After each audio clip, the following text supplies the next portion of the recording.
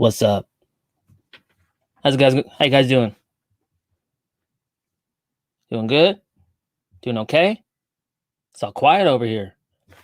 Hold on a second. All right. I'm wearing a Coke shirt.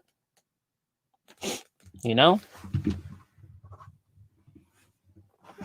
Okay, let's do it. 18 people. What's up? How you guys doing? Cheers. What are you drinking?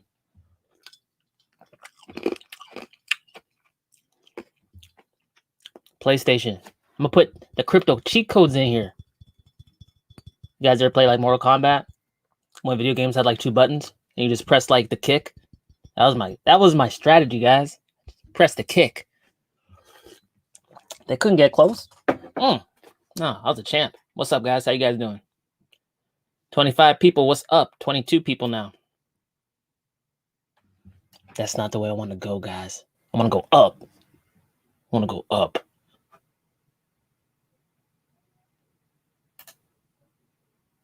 I love the fact it says live Steam. Hey, damn. It says that. I was moving off fast, guys. And I also can't spell. Do I feel bad about that? No. See, I never got spelling, guys. I told teacher, but do you know what I'm talking about, though? That's what matters to me. What's up, Dub? Hope you're doing good. Let's get it. Let's get it. I like that. I like go-getters. Okay, so every time I gotta get this live stream set up, I like run around and I start sweating. Jeez. Last Smack, what's up, man? Good morning. Martin, good morning. How are you? Yeah, we better get into the juicy charts. We're gonna look at it.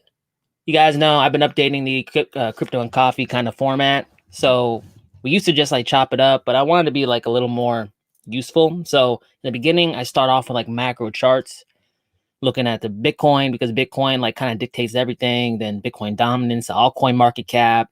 We look over some headlines. We used to read the news, but you know, people don't stick around. We gonna look at the headlines. We could work with that. I'm gonna timestamp everything, and then after that, we're gonna get into Coin Market Cap, go over Coin Market Cap. You guys throw out tickers and coins. I'll look at it, you know, and then we just go from there. It's not serious.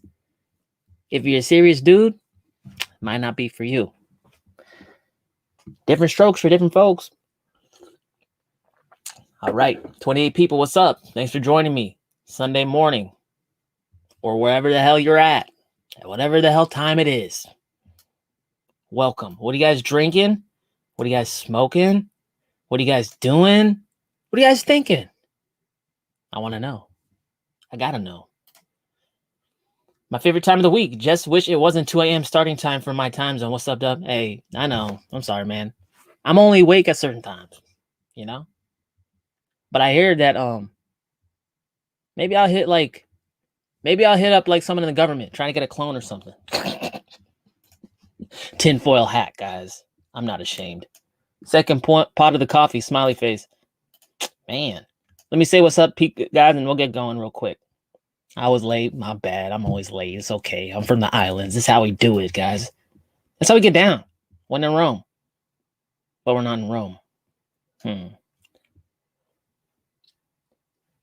Spooky Black Fly, same. Hey, Australia in the house, though. Australia be showing me love, man. I ain't never been to Australia.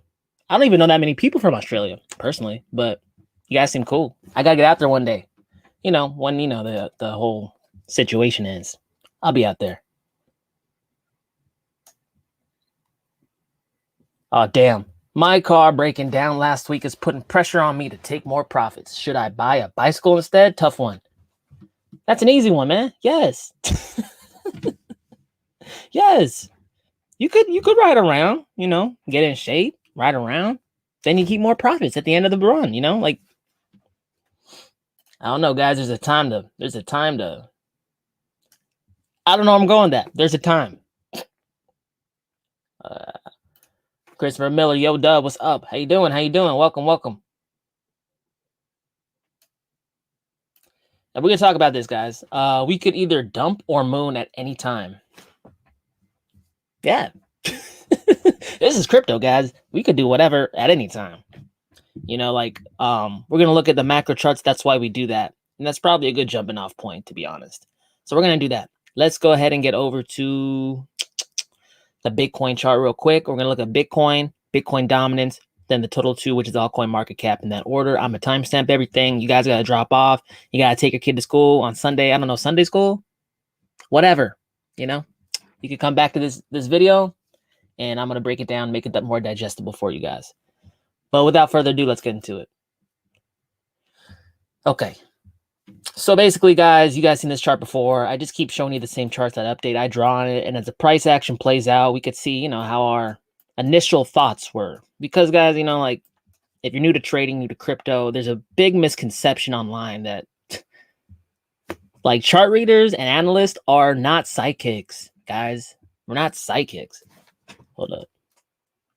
Cutting my head off, guys. You know, whenever someone claims it's going to do this, that's not true. They're not a real analyst because they can't even admit the fact that they're reading the market. People try to predict the market. We read the market. We see what happens. We adjust. We see potential risks that can come down the line. We prepare our portfolios to maybe handle that risk. You know what I'm saying? So we look at the Bitcoin chart because Bitcoin's very, very significant in crypto because it's the king asset, has all the money wrapped up in it. Whenever you have something that's like the largest asset, it influences all the littler assets because they have less money in it. And in theory, people think that the asset that has the most liquidity wrapped up in it is by far the safest asset because they can get in and out whenever they want. So if Bitcoin's doing bad, alts, you know, let's go over the dynamic again. Bitcoin does bad, alts get drugged down because they're more or less perceived as a whole as more risky. Okay.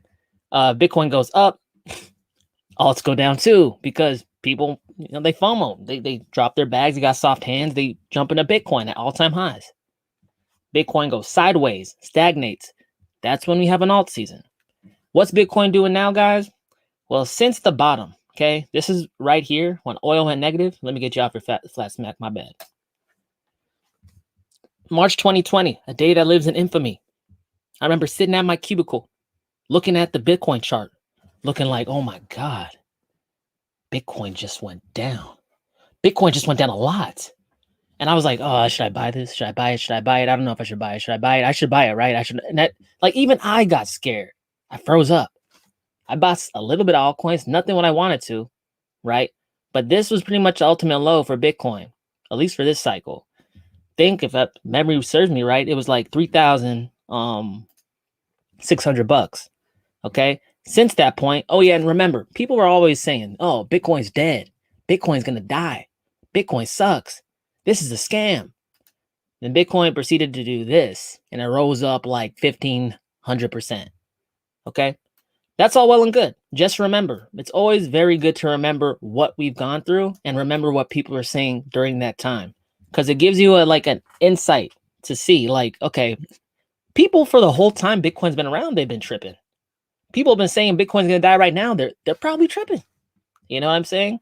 So look, we were looking at Bitcoin price for about, let's see, 180 days, roughly. Bitcoin was going up in this like rising wedge. Okay, this is a rising wedge. It's typically bearish, and let me tell you why it's bearish. Imagine this like a marathon runner. Okay, marathon runners running up the track, or wherever the hell they run. I don't run marathons. Okay, and it actually did a head fake. It fell out of this rising wedge. Okay. Everyone was saying, oh, Bitcoin's coming back down to 41,000. Bitcoin's going down to 30,000. Some people saying Bitcoin's coming down to 20,000 because, okay, yeah, we were expecting this thing to fall out eventually. I wasn't expecting it to fall out right now, but look what just happened. Came out, people started selling, bounced back in within the structure. Where is it going to ultimately fall out at? It will probably fall out at some time. I think it'll probably be towards the end of summer is my personal take, but you know, that don't mean much. You guys do your own research. Y'all are adults. But with that said, Bitcoin's probably going to grind up higher marginally. Now, guys, that's pretty good. That's good action for Bitcoin. I mean, that's good action for Bitcoin to do if you want to see an altcoin season, because Bitcoin's got to be boring. Bitcoin's got to be going up a little bit, like grinding up slowly, just like it's kind of doing now. Went sideways, fell out. Yeah, they got people excited, but now it's back in. It's probably going to do some more grinding. The longer it grinds, the more money can flow out of Bitcoin into altcoins. Towards the end of the summer, hey, I'm just going off of last cycle, but last summer there was a big contraction within the big inside of the cryptocurrency space. Okay, boom, all the liquidity got sucked out, and it was a good buying opportunity right before the blow off top towards winter, Q3, Q4. Okay, and that's when the new money, who ain't never seen a drawdown like that, sold all their crypto, jumped on out. People who took profits at the top were waiting for that, bought in, and then Bitcoin ran up from, like, I don't even know, to $20,000 last cycle. I'm thinking something similar is going to happen now, just looking at this grinding pattern on Bitcoin. It would be good to see a big contraction, then an explosion up into the six-digit figure or something. That's kind of more or less speculation, but what we need to know right now is just look at the next step ahead. Okay, Bitcoin rising wedge. At some point, Bitcoin will fall out, probably have a contraction, and there will be alts that are bleeding. But before that happens, I'm thinking alts are going to make a run. Because what do we know about price progression? Price progression is sequential. 2 steps forward, 1 step back. Okay, we still got EOS on, like, pretty much on the lows. We still got Bitcoin Cash on the lows. There's so many big coins that have even Grayscale Trust that are sitting on their lows. That's telling me that even though we've seen some altcoins perform thus far, not all of them have. And if you guys have been in crypto for any amount of time at all, you definitely know that when altcoin season is popping off, almost everything's up in price discovery. So that's one of the reasons I'm not sold that we're going to see a big, like, cataclysmic crash right now. It's coming, but I think typically summer's been good for altcoins.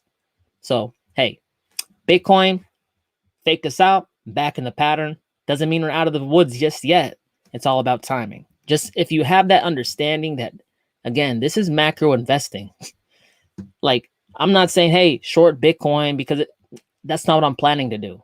I'm planning to take some profits off my alts once they rise. This crash comes, then I'm buying back. I'm buying that blood for another leg higher. But hey, this ain't what you got to do. This is not financial advice. I'm just a dude on the internet. Just doing the internet. I got my mic right here. My bad. So if you hear my stomach, that's my stomach. Happened last live stream. It was weird. I don't know. Okay. That cool though, guys? I mean, ultimately speaking, if you guys are new to my channel, you haven't heard my prediction on BTC before, I'll zoom on out. So ultimately, guys, I'm thinking, like, shoot, I'm set on, like, Bitcoin at least 100,000, but we're almost there. See, that's the thing. We're almost there at 100,000. We got up there with the quickness. And instead of just thinking people like, oh, the cycle must be shorter because Bitcoin almost hit its target already, I'm thinking that this is evidence, because we got up here that fast, that Bitcoin is going to do a move that's that much bigger, you know?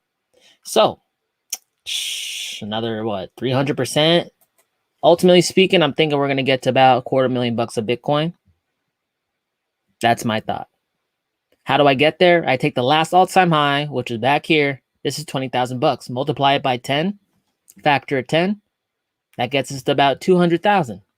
You know, considering some overshoot from frothiness, from people jumping in, throwing the life savings, taking loans, maybe 250,000.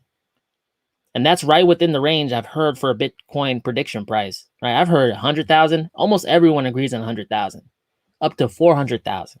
Now that's an overshoot, but we all know if people see money, you know, Bitcoin going up, making a whole bunch of money, overshoots are very real. They're very possible. I don't think that's, like, crazy, especially with the big players, hedge funds, large net worth individuals, family offices. Come on, we have more money in here than we've ever had before.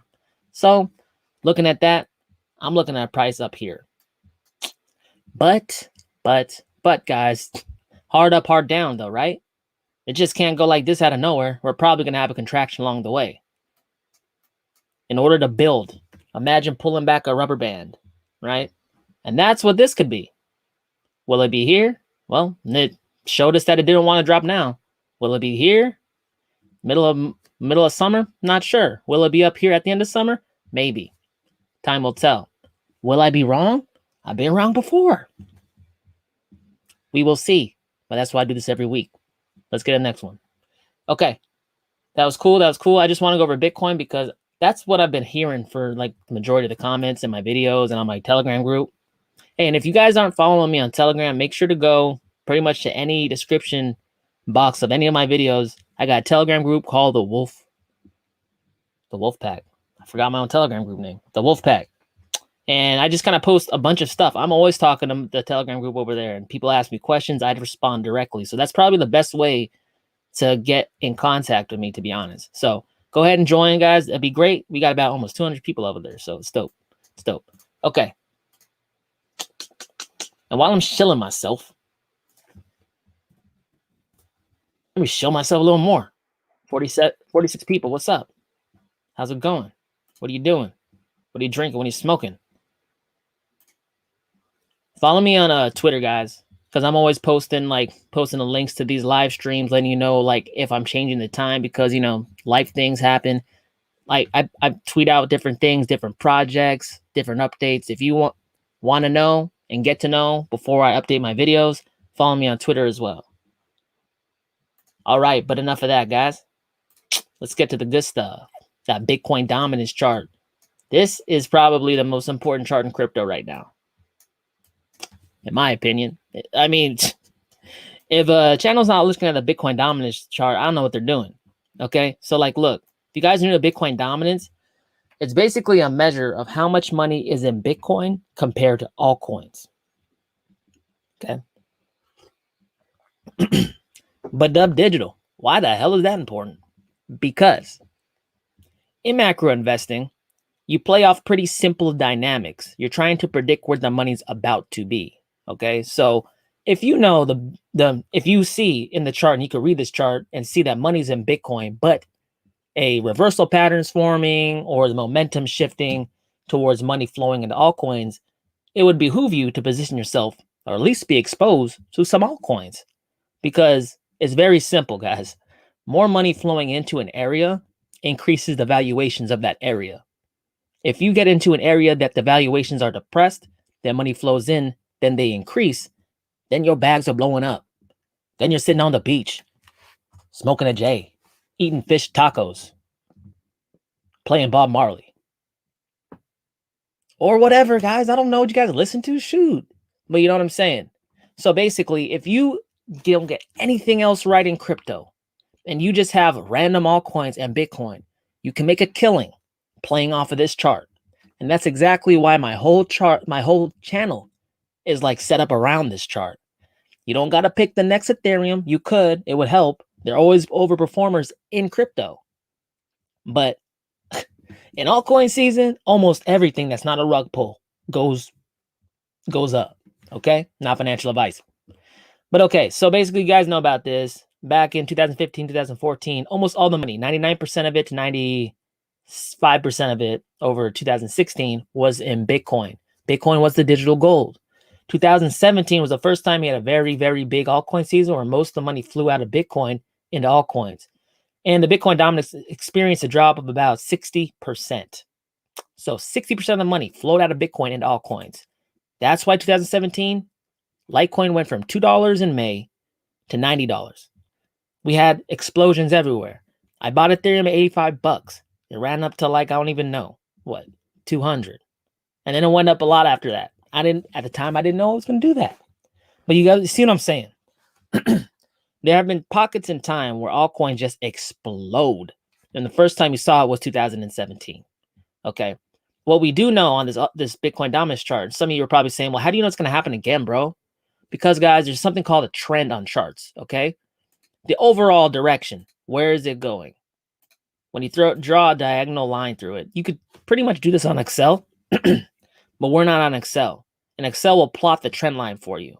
The trend line just pretty much shows the general direction. General direction of this chart has been down diagonally, and it will continue to be down until it's not anymore. And you'll notice there's even symmetry in this, alternating between sides, right to left to right to left. And left would indicate that the Bitcoin dominance wouldn't just drop to 36%. It might even go a little lower than that. Now, wouldn't that be interesting if altcoins not only just continued their descent from what, 50%, 49%, all the way back down to the all-time low on Bitcoin dominance of 36%, but continued lower. Now I'm hearing DIY investing talking about 20%. I'm hearing DaVinci J15 saying 15 to 12% Bitcoin dominance.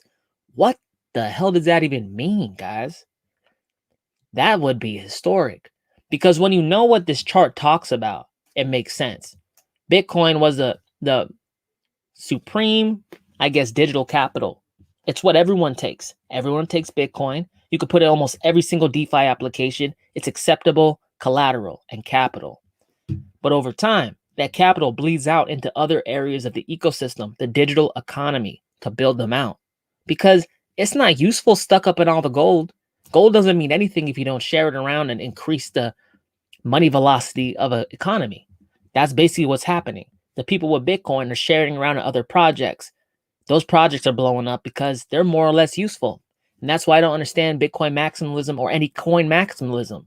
Because if you look at the Bitcoin dominance chart, it's showing you that this whole ecosystem is blowing up.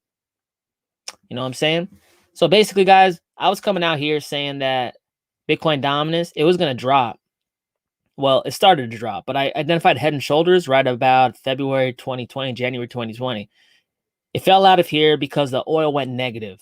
Everyone sold off. Bitcoin dominance, I guess, well, no, Bitcoin dominance rose when oil sold off, right? Because people got scared, sold off their altcoins, and then that ended, and people felt good again, and there was a whole bunch of cheap altcoins on the ground.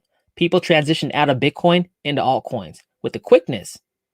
Over the course of what, like not even a month, Bitcoin dominance fell about 16% and fell out of this descending triangle. Okay. It did this for a little bit. People like, I don't know if it's going to go up. It's going to go down.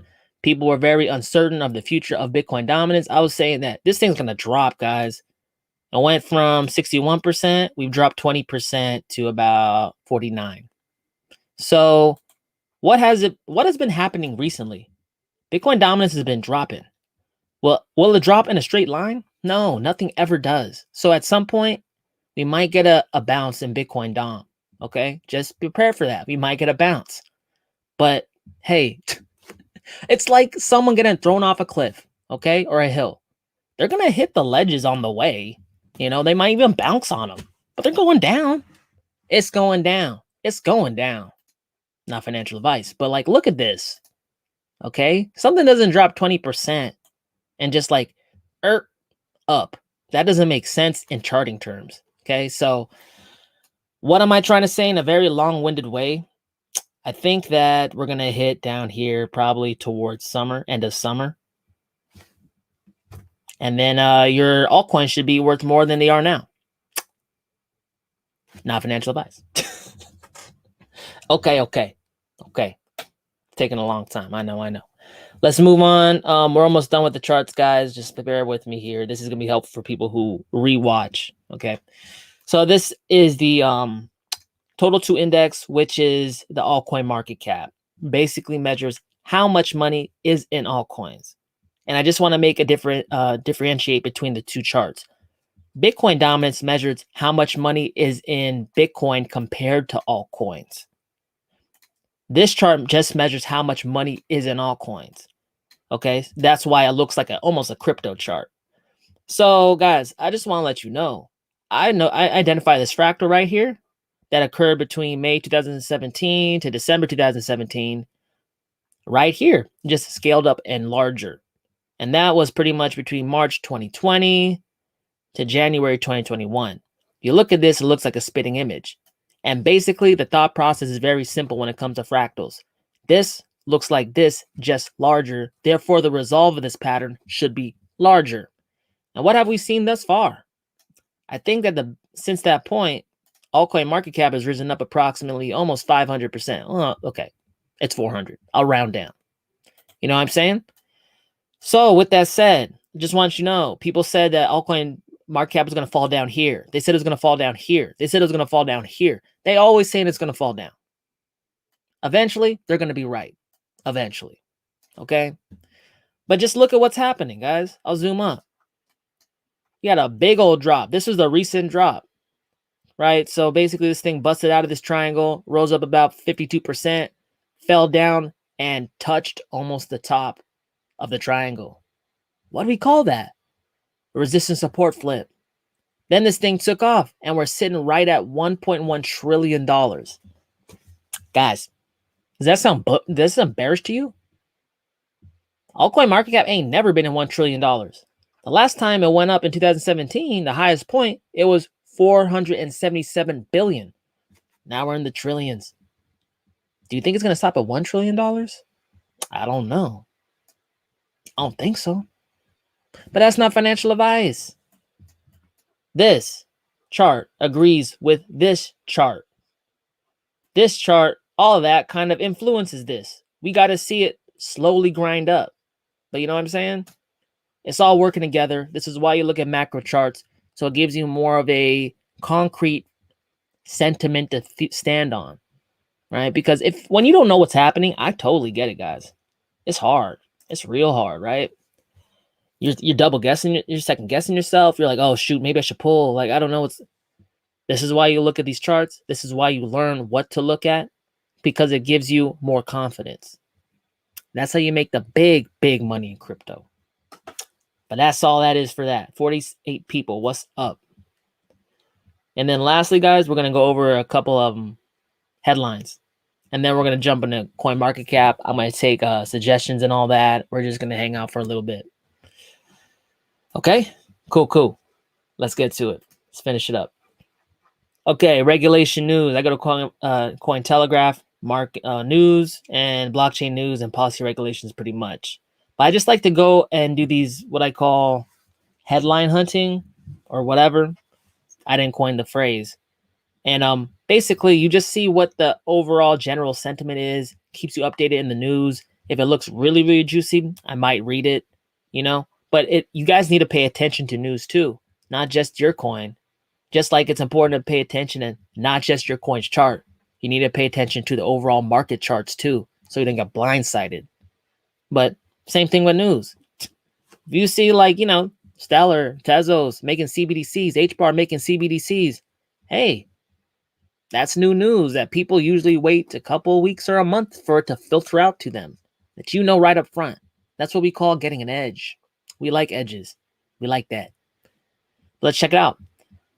Europe awaits implementation of regulatory framework for crypto assets.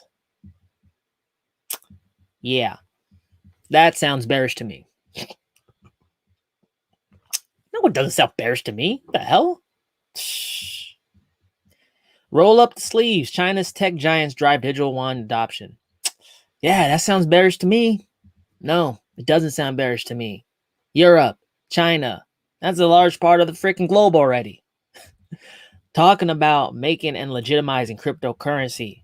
And not just cryptocurrency, probably their own version of a cryptocurrency that's interoperable with decentralized cryptocurrencies. Because remember, China's not just making a CBDC and that's it, and they're killing crypto. No. They are naming coins that are in their blockchain-like system. What are they? Just off my memory. Cosmos, Tezos, Quark Chain. I can't remember the rest. You know what I'm saying? Like, this is why you guys need to read the news. Because people are going to say a whole bunch of stuff on the internet. Whole bunch of smack. Acting like they know a bunch of stuff. And they might know some things, but not everyone knows everything. Right? CBDCs don't have to be a direct threat to crypto. Maybe stable coins are. Like a threat to CBDCs. But you know what I'm saying? Some of these are going to be treated, in my personal opinion, as what do you call it? Public utilities, right? Public pay rails between countries that are more or less free. Now that's a very useful tool for a government. Okay, experts debate Bitcoin's climate footprint and latest. Okay, whatever. You know, guys, about this whole, like, if Bitcoin uses a lot of energy and stuff, does that matter, guys? Is that big of a deal? I'm asking, like, for real. Because like, what the hell? Like, can't we figure it out? Can't we find solar? I mean, I was talking to some miners in the first Litecoin summit a long time ago, and they're talking about how to like make it more energy efficient by using liquid nitrogen to cool down their rigs. Like, people are using natural gas from and like gas leaks from like fields and stuff to mine Bitcoin. How we be the moon? We can't figure this out. I don't know. I think we're gonna get there. Oh yeah, flat smack. No offense, man. We might not have been to the moon. Guys, I used to work at a space company. Okay. It's a problem. It's a problem that I'm not convinced. Maybe I'm a weirdo. Let's see. England Central Bank moves ahead with CBDCs with 7 job postings. CBDCs in England. Well, Europe in general. China. What else? Oh yeah, Biden's capital gains tax pull crypto down to earth from the moon. Okay, so let's talk about this one, guys. This one right here. This is important. Some of you guys in America like me, doubling the capital gains, that sucks. That means I get half my money, which isn't good. I hate that. You know, like I get it. You know, people are saying, why don't you pay the regular working wage tax? It's like, yeah, I can, but like, bro, this is like, don't you understand? There needs to be incentives for investors to invest or your economy will not grow. And just the same with like stocks. If they do this, stocks are plummeting too. If stocks plummet, then what are you going to do for the pension funds? Like the United States will not paint itself into that corner. Okay. So that's why I'm calling a bluff right now by the Biden administration, because yeah, it would affect crypto, but it will affect anything that has capital gains, including stocks. And most of the pensions in America, including government pensions, are based on pretty much the stocks in the stock market. So by implementing this, they're essentially will be pulling the economy down. Doesn't seem very smart to me, but you know, I've been surprised many times by politicians. So we'll see what happens with this. It's just a lot of talk right now, as far as I'm concerned. Wall Street will not have this. Wall Street will sell all their stocks in a second, and then watch Mr. Biden change his tune. We'll see though. Uzbek presidential agency proposes legalizing domestic crypto trading. Okay, well, thank you. You can do it on DEX now. I don't know if they know that. SEC enforcement chief steps down just days after appointment. The official conduct of past litigation was brought into question by a U.S. district court judge. That's weird. Okay, whatever. Hey, Australian Senate committees call for national blockchain land registry. Whoa. Hey, my Aussie homies out there. Sounds like you guys are going to get like digital deeds or something. That's pretty crazy. Maybe we could buy like an Australian house like on a deck something. That's what's going to happen when we have like these non-fungible like deeds and stuff. Like people are going to be able to list the deeds to their houses on dexes. Is that weird? Why am I sweating? My chest. I can't breathe. Just kidding. I'll calm down, guys. Okay, look, Bitcoin mining in China is set for stricter supervision due to carbon concerns. Okay, but guys, let's read between the lines here. They are going to be supervising Bitcoin mining. Why would a country supervise something they wanted to ban or make illegal? No, that sounds like an asset they want to bring into the fold. Just my take. UK Revenue Authority to target cryptocurrency tax evaders.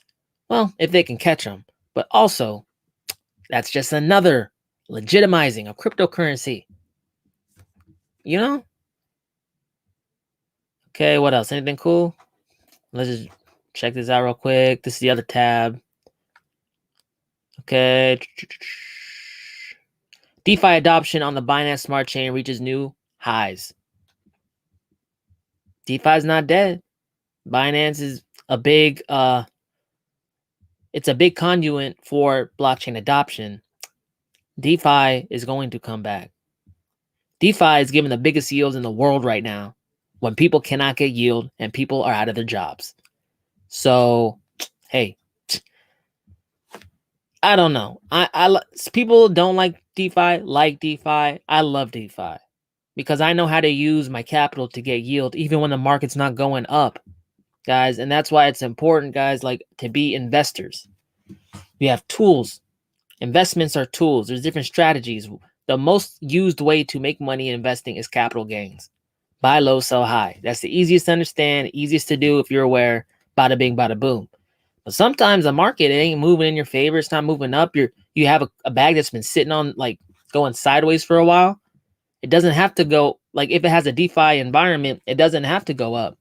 You can actually get passive income and yield by using time, for time that passes. So instead of looking at time as like, man, my bag hasn't gone up for a while, you look at time in the way of, okay, my bag hasn't gone up, but every single day I'm pulling 30% out of this DeFi yield. And then your bag's growing that way, then they go up, and then it's just that much bigger. I love it. I really encourage you guys to play around in crypto and find different strategies how to make money, not just making money when things go up. Because good investors can do it in either way. Okay, what else? That's it, guys. That's it. Okay, I'm done.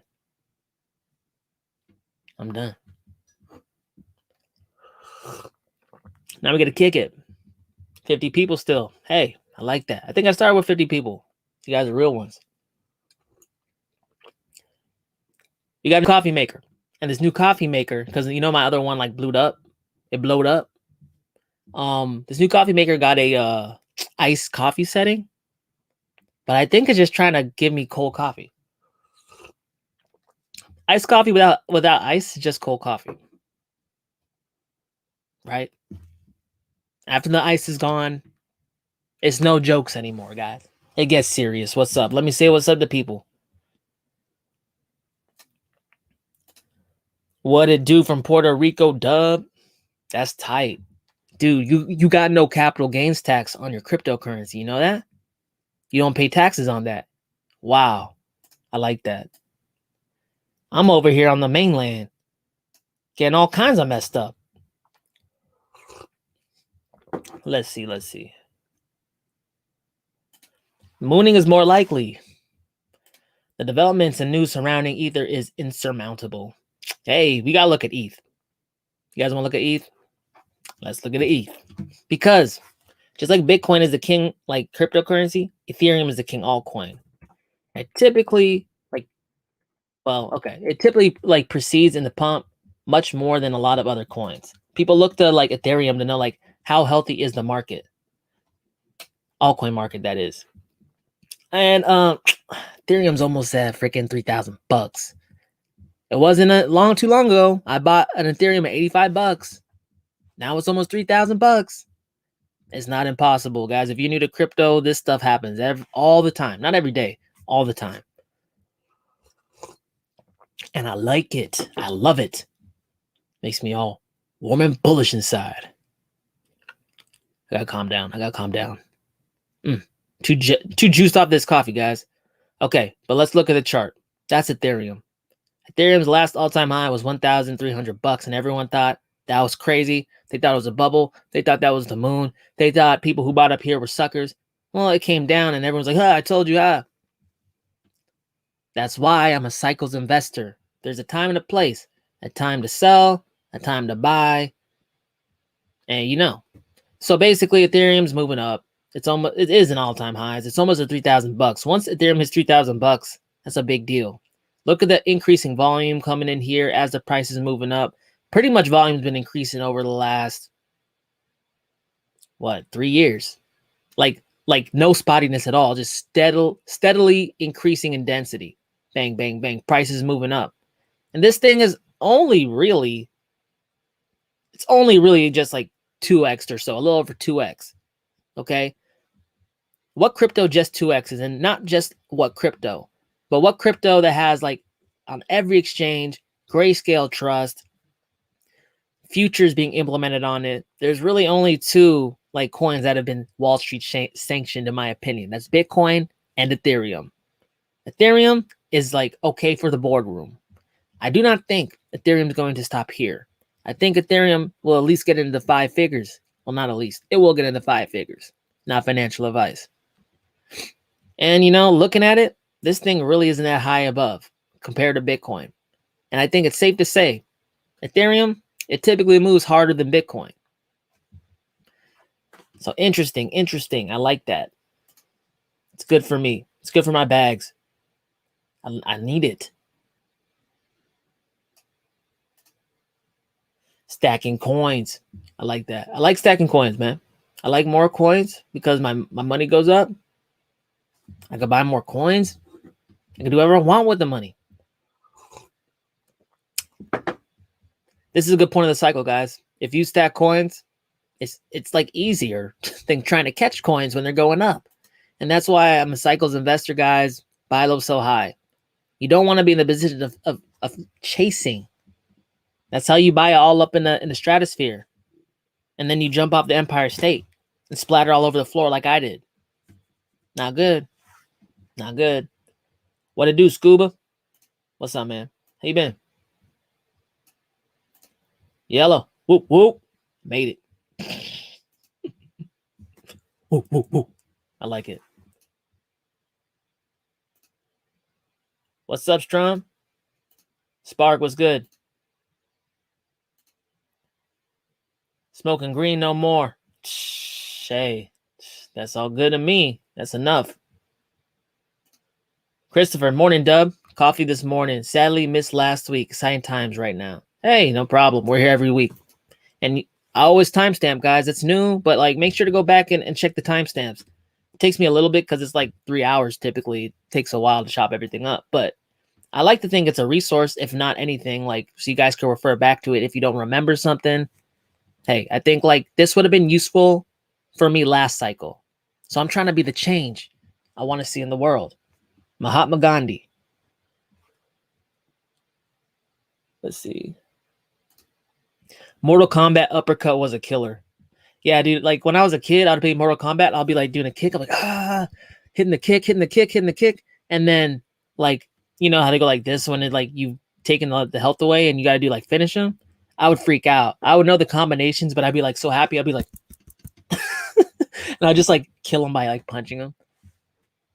I don't know. Remember those books, those cheat books you would order and they would come and they would tell you the cheats? I was that kid.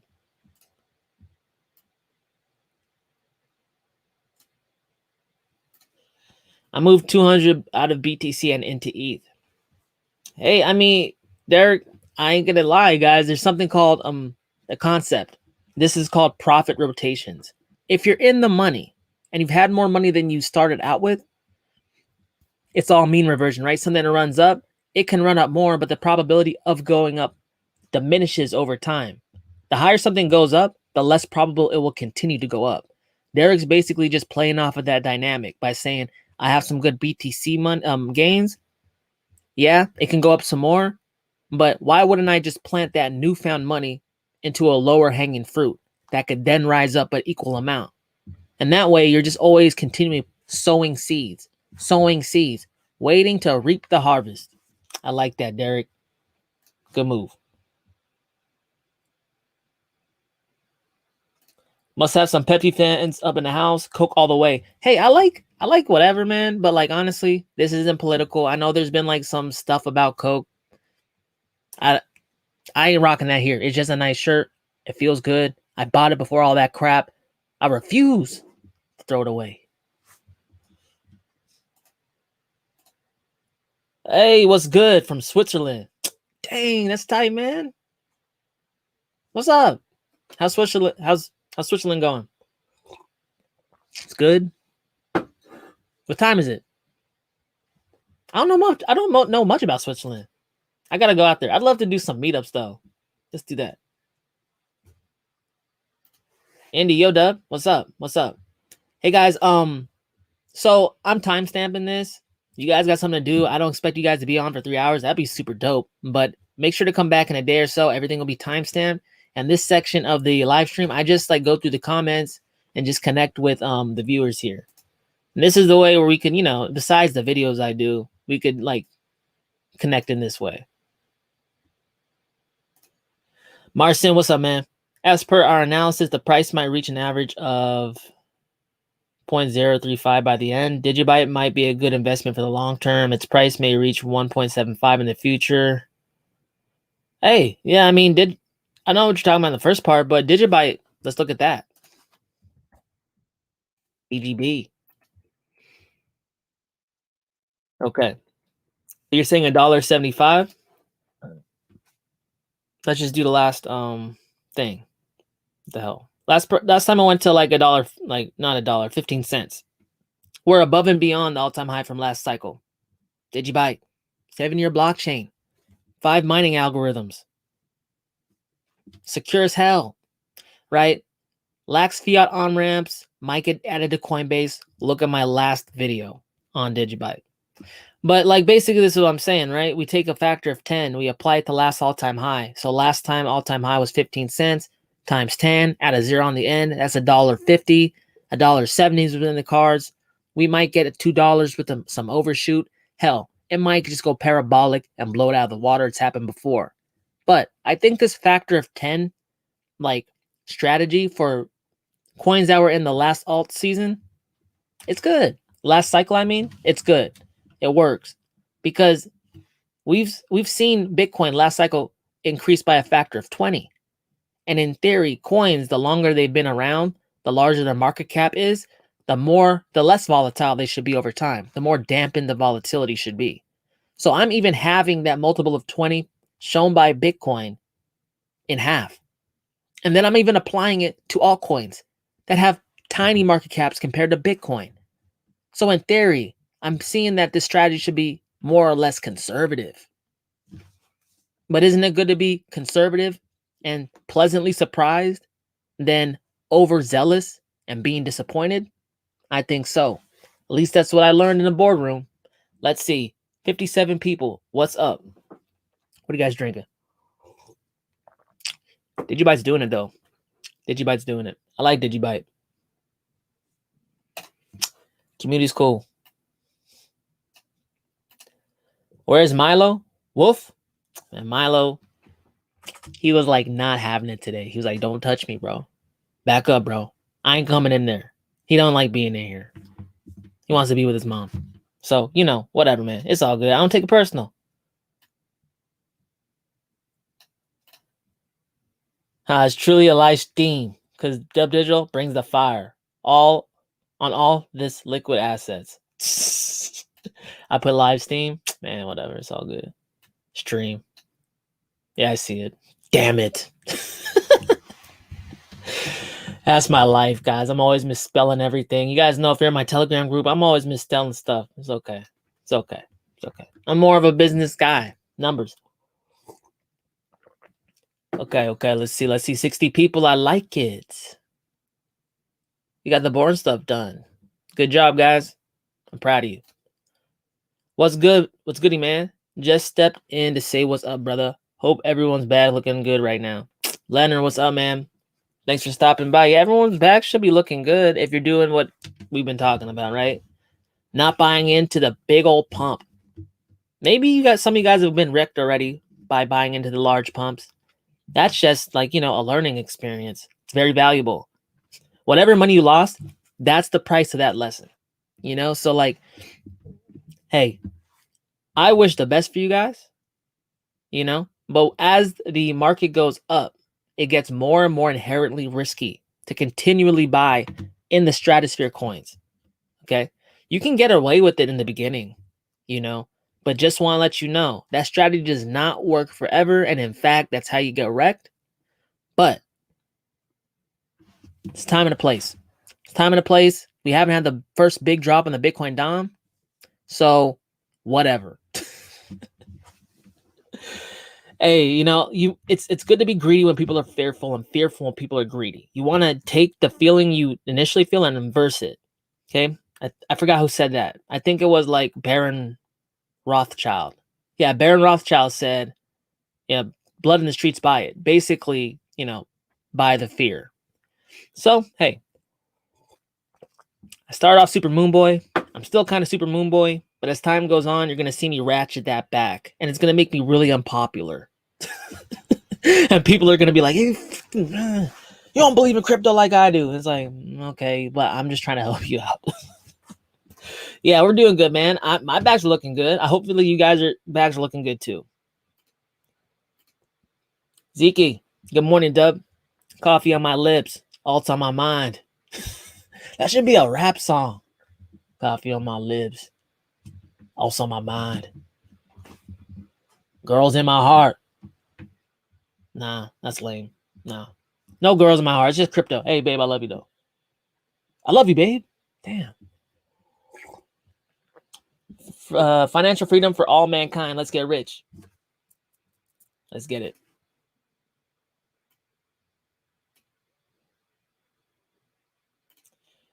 Still Flow. What's up, bro? How's it going? It's all good, man. No complaints. No complaints. Derek Antel, what's up, man? Listen up. Let's make some large laughs. Laughs? Thumbs up? Not sure. Not sure. Listen up. Nice shirt, bro. Yeah, only if I had some vodka, we could turn it up. Turn it up.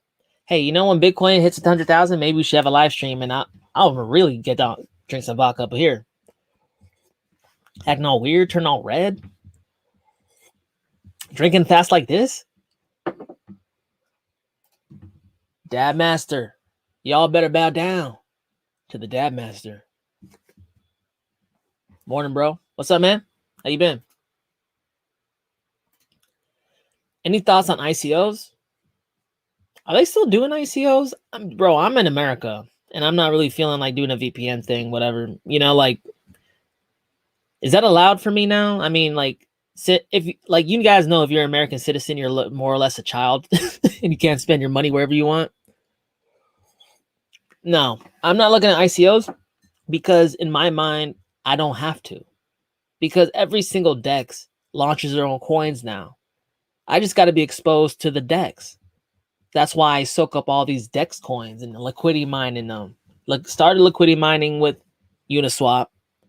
Started liking that. I was like, what is this? I get free money for nothing. Not for nothing, but like giving them my crypto. What? Then I went to WANSwap. That was real dope. Now I'm actually, and I'm telling you guys this right now, because this is a perk, being on a live stream. This is why you should join.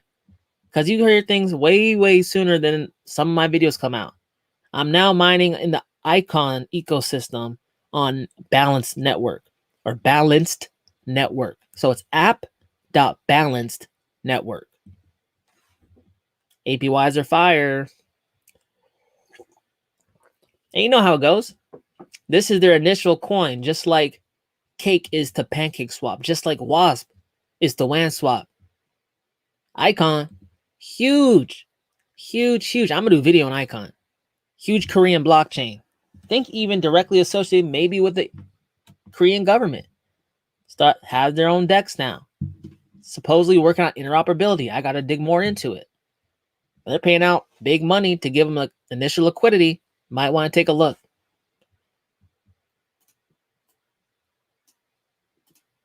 I'm in LA. Hey, what's up, man? SoCal. Smoking some biscotti and gushers. Shoot, dude. I like that. I like, man, because I used to live in the Valley. You know about the Valley. They had a bunch of like Saturn OG, Neptune OG. I like those planetaries, man. I like that. I like it a lot. I bought Cake in BNB, even though I don't understand PancakeSwap well enough to use it. Okay. Hey, you know what, Derek? We're going to do you a favor and look at Cake. Let's look at Cake. Because I jumped into PancakeSwap late too. And I was like, what is this? Like, what the heck?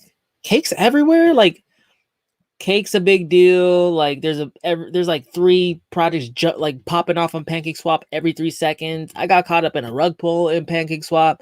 It's like the Wild West. You can make a lot of money. You can lose a lot of money. But let's check it out because Cake is the governance token of PancakeSwap, which is like one of the leading DEX on Binance Smart Chain. Okay, this is Cake. Just look at the stats, guys. If you don't know how to hunt for coins, I like to talk through the process, tell you like what I look at. So you can not just wait for me, but try to do it yourself. This is the whole point of this channel, to show you what I do so you can maybe take things you like, leave the things you don't, develop your own strategy, but more importantly, become smarter. So you can teach people and we could all get stupid rich, and then like the world would be a better place. That's the goal, right? Money is a magnifier. So let's see. 160 circulating supply, total supply is 160. So all the cake that's going to be mined has been mined and it's out there. So that's not very great if you're coming in late to an ecosystem, because that means that the people who have cake, and they probably got a lot of cake. Why do I say that? Because early on in its life, cake was sitting at damn near under $1 for a long time, like a year. Okay. Then this thing starts blowing up. And now it's sitting at 40 bucks. This thing 80x'd. Okay. And some people were collecting this whole entire time. This is why, like, I'm not crazy about PancakeSwap, because I feel like I'm late to the game. Will cake go up in price over the bull run? Yes, it may. It's just, I don't know. I like to be first. You know what I'm saying? But I know that PancakeSwap has a lot of supporters that really like it. Some of the people are on this channel. Hey, that's great. If you're in it earlier, I like that. PancakeSwap and cake is like what WASP is to me. You know what I'm saying? Yeah, I'm not trying to start no drama. I'm just saying, I'm just trying to talk you guys through it as to what a good like governance coin for a DEX looks like, what the good opportunity looks like. And right now, unless I like to get into projects that are paying out a lot of like initial liquidity, like they need liquidity, so they boost their rewards for a certain amount of time, just like Balance Network is doing now. They're boosting it like 17 times. I think WANSwap boosted it like, I forgot what they boosted it, 5 times for 2 months. Those are the things that attract me. And I definitely like to get the governance coins by mining them instead of buying them, because then it's essentially like the only price I got to pay for my yield is some possible and permanent loss. You know? Okay. Correction coming tonight or tomorrow? Question mark? Why, Louis, I don't understand. Why do you think a correction is coming? It could, but like, why so specific? I don't understand. You drinking water, eating some peanut butter, shortbread edibles. Ta. Hey, you bringing that for the whole class, bro? That's rude, man. That's rude. Okay. What's up, Dub? Do you play with the KuCoin grid bots? I don't play with bots in general. I don't do bots. Because I can't prove that they're that profitable for me. Like, because I know there's a whole, like, some of these places charge fees, like unpredictable fees, you know? And I'm not really looking for that. That's not my deal. It's just not my vibe. I like to like be all up in it, very hands-on, like look into projects, make calls based off of my feel, like based on like sentiment, market news, all that. That's where my strength lies. But I'm not taking away from bots. You know, hey, at the end of the day, like it's really just a profit loss thing. Will the cost of the bot and the fees of the bot be less than the profitability of the bot? If you've found something like that, awesome for you. But no, I'm not messing with any bots really on KuCoin. Okay, I hit Marcin already. Let's see. DGB is compressing. Hey, I think so. I think that Digibyte, I talked about on my video. If you guys haven't seen it, go check it out. I talked about Digibyte perhaps hitting about 22 to 23 cents. But hey, you know, I mean, it takes a while to really truly break above that last all-time high because people are so hesitant about it. It's like, it's almost like there's an equal amount of sellers to buyers and it stays until it goes this way or that way. Typically it goes higher in bull runs. You know what I'm saying? Not financial advice. Before the chat gets busy, thoughts on EOS, ALGO, I think we kind of touched them last week. Yeah, we could do those. Those are good. People like those. Well, people don't like EOS, but that's why I like it. I'm a wolf, guys. Let's see. almost $7. Hey, we saw EOS almost hit 9, I think, in the last pump. Almost 8. Okay, it almost hit 8. But notice, guys, like EOS, let's just look at it, okay? EOS just continually approaches cyclical all-time highs and gets pressed down even more. This is proof that the bearish sentiment is so real on EOS. It's kind of sickening. Because like the last time a cyclical high set in 2020, February 2020 was about $5. EOS reached about that, got pushed down again, shot above, almost hit the second highest cyclical high, or hit the second highest cyclical high in June 2019, pushed down again. But don't look at like it get pushed down and rejected. Looking at this like it's a resistance support flip, sitting right on this last one, right? This thing's gonna apparently coil until it has a sharp blow up. That's my take on it. Some of you don't believe in EOS like that. That's fine. I'm not here to convince anyone of anything they don't want to do. But hey, just like ETC ran up real quick back to its all-time high from pretty much down here to all the way back up to its 2017 peak in 3 weeks. I think EOS has the possibility to do something like that or sooner, because this thing has been pressed down to death, just like Bitcoin Cash. You know what I'm saying? Let's look at ALGO.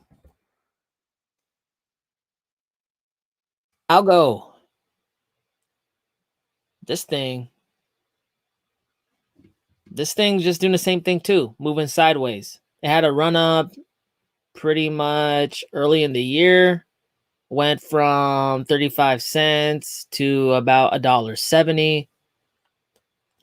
That's almost like what, 5 times or whatever.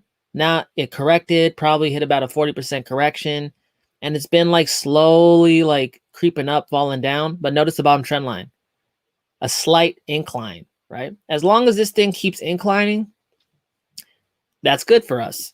If it starts getting more and more volatile like this, I don't know, maybe it will come back down and test, but I don't think that's going to happen. Not financial advice, because the next move, guys, will put us up towards the all-time high when it first got released in 2019. But let's remember, 2019, that wasn't like a real representation of what ALGO can do, because that was the bear market.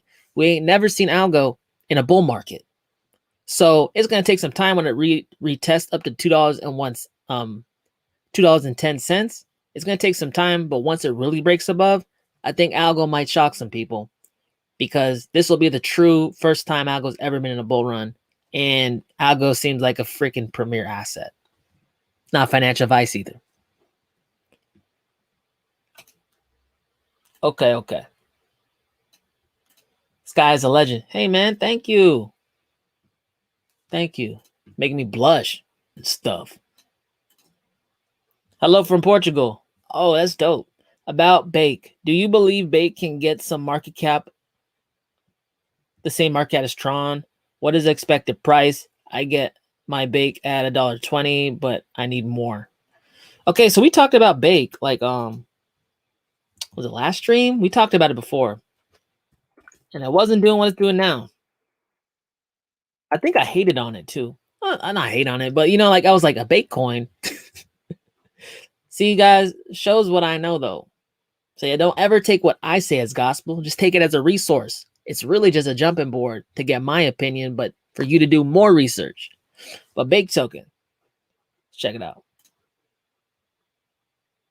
About $8. You got it at $1.20. I like it. I would ask you though, man, why do you need more? Why? Because you essentially pretty much like what, 6, 7x this thing, roughly. That's great. That's great. Now it's in the stratosphere though. Like you buying up here, put your capital at more risk than you buying down here. And what is your goal? Are you trying to preserve your capital and get goals? Are you trying to get gains with the least amount of risk possible? Or are you just chasing the gains?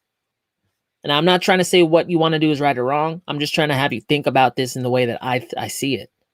You know, because you made a great entry, made a great profit. But buying up here, put some of that profit at risk now. You know what I'm saying? There's definitely a time and a place. And what has Bake's chart shown us? It goes up, then it comes down. Maybe in a couple months, maybe at the end of summer, I don't know, maybe next week, Bake might start heading down. And this thing corrected heavily. It went from $2.60 all the way down to like 80 cents. That's crazy. That's more than a 40% drop, I'll tell you that. So this is the part where trading takes some discipline as well. Because while you might be like not getting, this thing could go to the moon and you miss out if you don't buy it. You have to be okay with that. But the positive flip side of that is maybe you show some patience, show a little discipline, and you can get a killer deal on the back end if you really believe in it. So, hey, I think you have a pretty good bag right now if you're sitting at $1.20. I think you have a pretty good gain right now. 6-7x'd it. I think if you want some more, there might be a better time to buy. Not financial advice. Goat coin on PancakeSwap moved from $10 to 2,500, crashed to 19 and bounced up to 4,118. Insane. For real? Is that on coin? Oh yeah, it's a Binance coin, right? Will definitely be on Coin Market Cap. Yep. There's multiple goats, Derek. Is it this one? I guess we could tell. Oh, it looks like it is. Wow. Went down to 19 bucks. Holy smokes. That's life change. See, that's what I'm saying, guys. People who bought GOAT up here on Binance Smart Chain, PancakeSwap, this thing was like, this was so expensive. And they put their money in and bang, 20 bucks, 10 bucks. Can you imagine putting in thousands of bucks, maybe 5 figures and just going down a couple hundred, maybe not even a couple hundred? Whoa. That's why I say PancakeSwap, people get rich there, people get poor there. Because the people who bought this blood, bang, now they're sitting pretty. Every asset isn't a good asset all the time. GOAT probably wasn't a great investment up here. It was a killer deal down here. That's why everything's relative.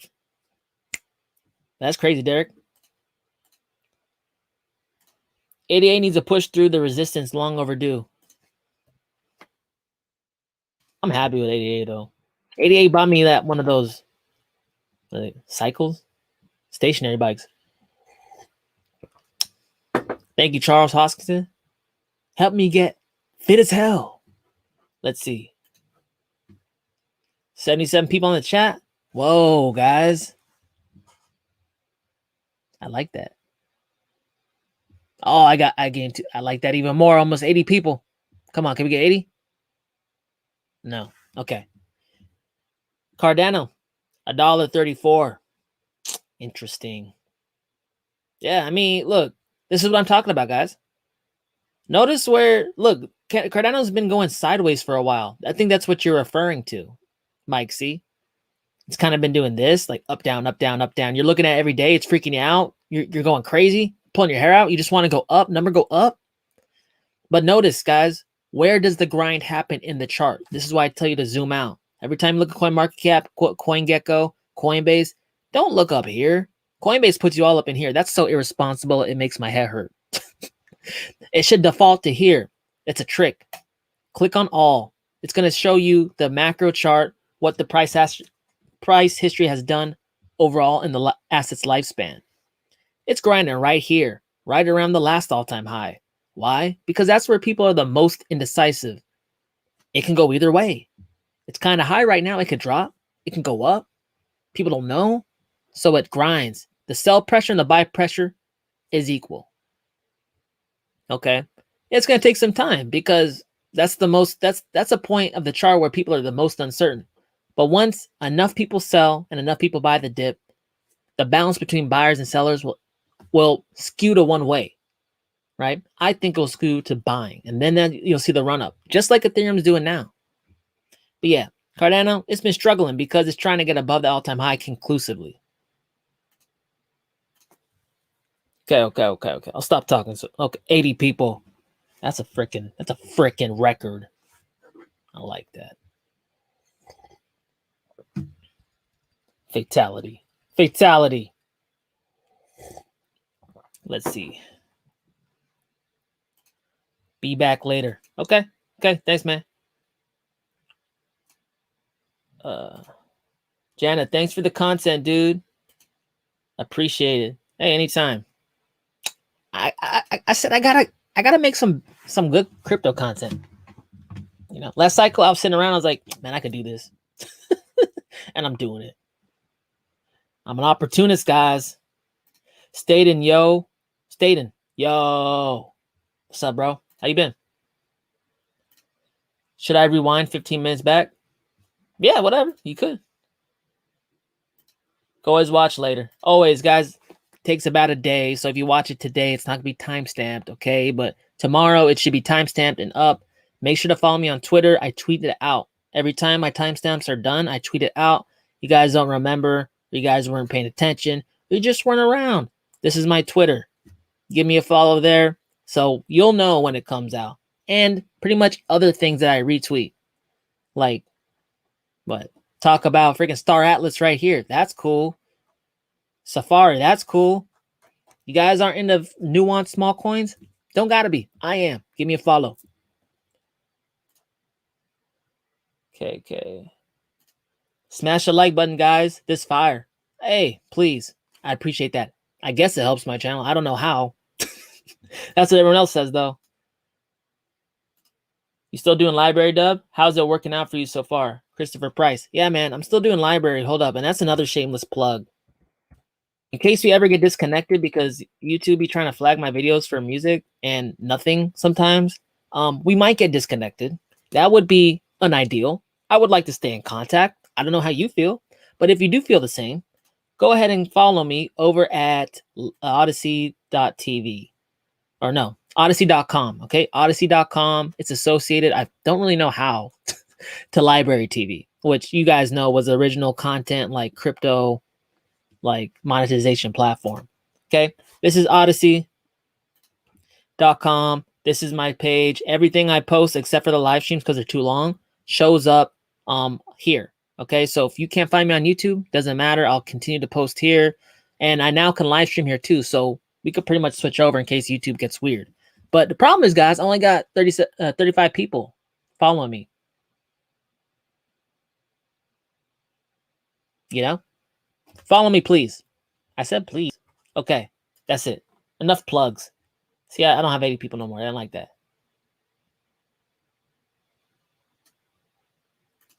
I think he has timestamps too. Yeah, it'll be like in like a day though. If you watch it like right away, it's not gonna be timestamped because like I gotta watch the whole thing. Drop the link in the chat. Oh, you're right. You're right. That's smart to do. That's smart to do. I like that. This is my Odyssey. Just dropped it in the chat. And this is my Twitter. I just dropped it in the chat. Good idea. Thank you. Okay, there. Can we give some options to rename the crypto group? Wolfpack is used all over. I like wolves. You know? Yeah, you can give me some like ideas, but I'm only accepting suggestions in the Telegram group. Incentive for you guys to join the Telegram group. You can put notifications on mute. Just join the Telegram group. BEPRO, the Dab Master, I got you. BEPRO. 77 people, what's up? Oh, wow. Okay, it's 1 cent, down 14%. Hey, not bad. Not bad. See, Dab Master, we talked about BEPRO for a while now. BEPRO was hot for a while. This thing formed a ascending triangle, shot up, and everyone starts talking about it. But guys, I pay attention to crypto all day, every day. I've noticed something. When something's going up like hard, everyone's talking about it. When it drops down, people stop talking about it. But Dab Master here is still talking about it because Dab Master don't got a short memory. Dab Master said, this thing was hot before, it'll probably be hot again. And why wouldn't I buy it here when I wanted to buy it here? That's the art, guys, of buying the dip. So I like BEPRO way more here. And it definitely had a strong bounce. So you're not really trying to catch that falling knife. You know what I'm saying? Like there's a problem though when people say it's down this much, I'm gonna buy. Well, then it starts tanking, like keeps tanking again. Another way to like try to minimize that is to let it bounce up a little bit, do some grinding, establish a floor, show you that it's done dropping. That's what I think we're in the process of now.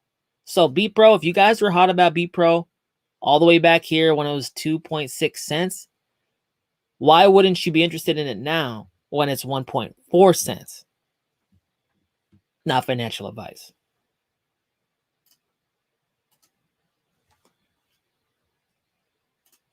He calls a wolf pack because we are preying on the noobs, and when they sell, we buy. He he he. We're not necessarily preying on the noobs. We're just seeing where they make mistakes. You know, like we're not sitting out there telling them to sell. They're selling, and we're capitalizing on it. Guys, there are winners. Every time you make money, someone's losing money. The money just don't come from money heaven. It doesn't come from Coinbase saying, oh, DubDigital, here you go. You're a nice dude. Here, have this money. No, someone bet against me and I took it. That's trading. That's capitalism in general. You know, if you're in the markets trying to make money, every time you're pulling money into your bank account, you're taking someone's money. And wolves are dope as hell. 78 people, what's up? Yo, why aren't you talking about SUS farming on the energy web token net? I don't even know about that. That's why I'm not talking about it. New DEX, 0 fees, green footprint. Do they have good mining like yields right now? Sus farming. Oh, sus though. That's sus. No, I didn't know about that, Cosmic Ninja. Thanks. Energy web. I guess it should be energy web. Farm energy. Is this it? I don't think so. No. What the hell is this? Energy web token. I don't know. Can you put me something like a link or something? I don't know where the DEX is. I'll check it out. That's interesting. Like, hey guys, there's 1,000,001 coins and a different 1,000,001 ecosystems. It used to be each coin was coming out, but now every coin that came out that was successful through the bear market, they're growing out their ecosystems. So now the amount of tokens is even multiplying. It's hard to keep track.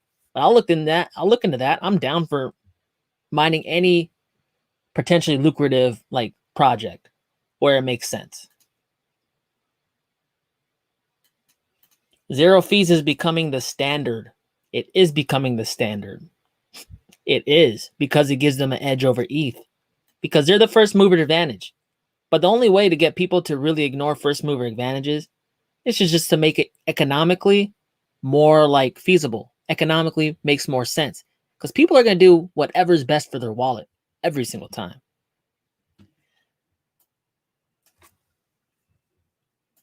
When Doge hits $1, roughly 100 billion will go into alts, in my opinion. Hey, you know what? That's what I was saying too. Like, people are hating Doge. Okay, they're hating Doge. I get it, you know? It's kind of like a meme coin that's going up, and all these people did all this like work and research into better projects and all, and Doge is going up. But with that said, Doge. With that said, there's a whole bunch of noobs in Doge. And their bags are blowing up. They're like, this is easy. I'm seeing TikToks of like little kids in high school saying that I put a couple $100 in Doge and I got 10K now. You literally have children having like lots of money now. Do you think they're just gonna stop at Doge? They already got the taste. They got the itch. Oh, it's done. They're gonna probably at some point diversify into other altcoins. And how did they first start off investing? They just threw it at Doge. They'll probably continue to just throw things at things. That's good for you and me if we're in the bags already. At some point, they're going to rotate profits, and it's probably going to blow up all coins. I do agree with you on that. Look, but Doge is like already doing this. It's looking like it wants to go higher too. It's looking like it wants to go higher. So at what point that happens, I'm not sure, but I think it is coming.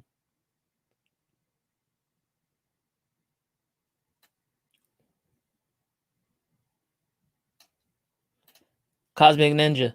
Energy consumption will be the best FUD of 2021. Get ahead of the FUD with Energy Web Token. Yeah, so like there's another one too. I kind of like the energy tokens, but I think it's a little too early. Like right now. Like right now, we're just starting to have like these electric cars come out and stuff. And I really think energy markets, decentralized energy markets, like Energy Web, like a Power Ledger, like I think that's going to be hot because decentralized power makes power grids more resilient. You don't have like brownouts, blackouts. Energy is pulled from wherever energy is available. But that takes some infrastructure. So Energy Web Token, Power Ledger, I think they're going to do pretty well. It just may be a slow builder because there's so much that has to be like infrastructure, physical infrastructure that has to be invested into. But I do agree. Energy consumption, we're already seeing with Bitcoin. People are very concerned with energy. Just wait until like there really are some more blackouts, more brownouts. And I think we might actually see some commercial utilization of decentralized power, just like we're seeing it in the financial sector right now of decentralized technology.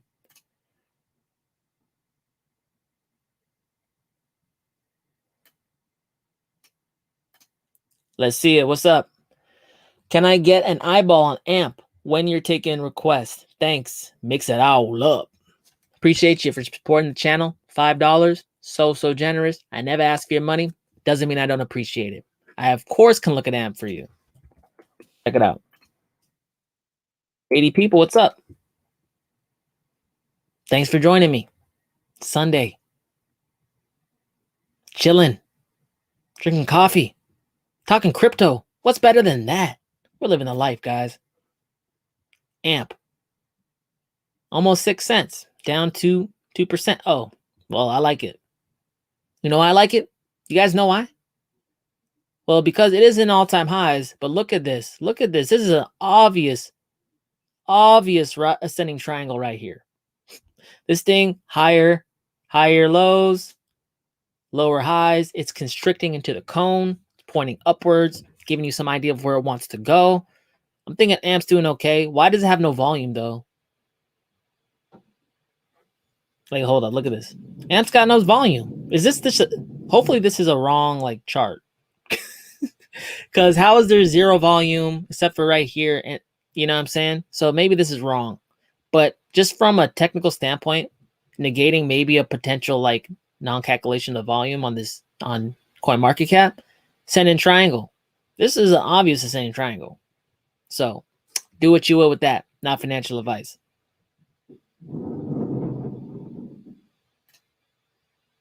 Goat coin on Pancake Swap 420. Derek, thank you very much. We already looked at that. I looked at it your first comment. So I'm going to timestamp it so you can go back for later reference.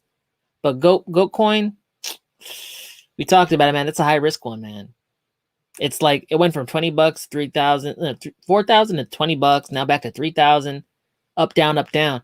Hey, I don't know. Maybe I would wait for another cataclysmic event because I don't want to be on the other side of Goat coin.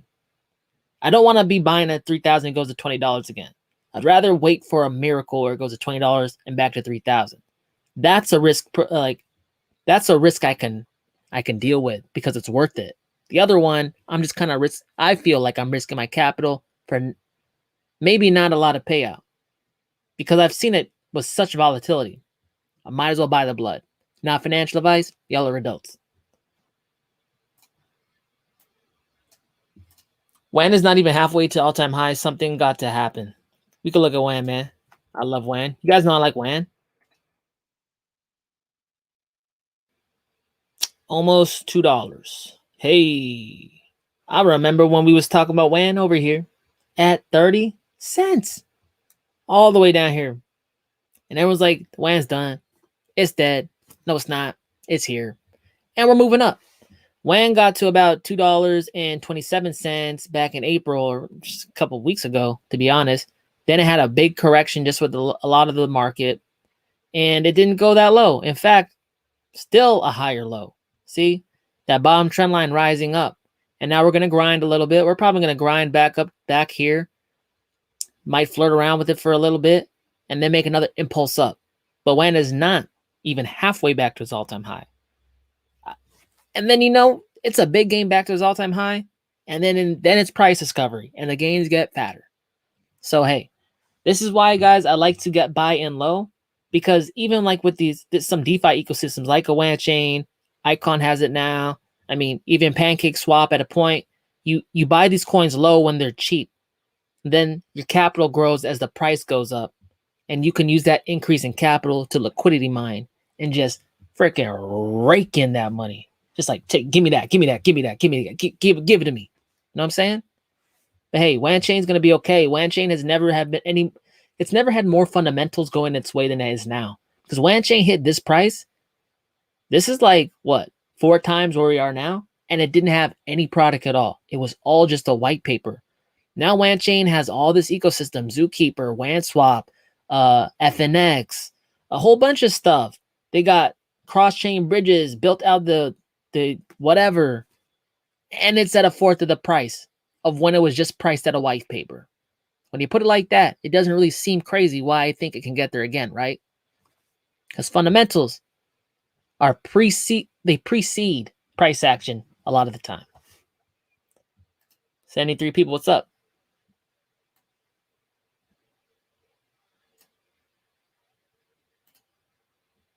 Suku, Ray Love, what's up?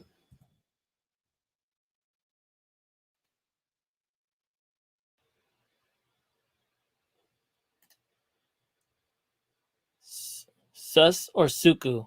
Because I'm bullish on Suku. Okay, so was that a misspelling by Cosmic Ninja? Not sure. But is this the energy web? Citizen Reserve has brought together a team with experience in blockchain, supply chain management, finance, and technology development to build Suku. The team describes Suku to be the link between open finance, traceability, and transparency for the future of supply chains today. I don't know. It sounds kind of different. He was talking about how it's related to Energy Web Token, Ray Love. But Suku's cool. I mean, it's correcting down. You guys know how I always say the same thing on every single chart pattern. Like, I don't like it up here, but if it's coming down and it's corrected severely, I'm way more interested in it. That's what we're seeing here. Notice that the volume is it stayed pretty constant. And in fact, towards this lower point, it's dipping up. That's showing me people are like at least thinking that this is a relatively good place to buy. I think it's not a bad place to buy either. Not financial advice, because we're seeing like a decrease in this. It's kind of choppy, but a decrease in the bottom trend line, like dipping. It's kind of rounding out.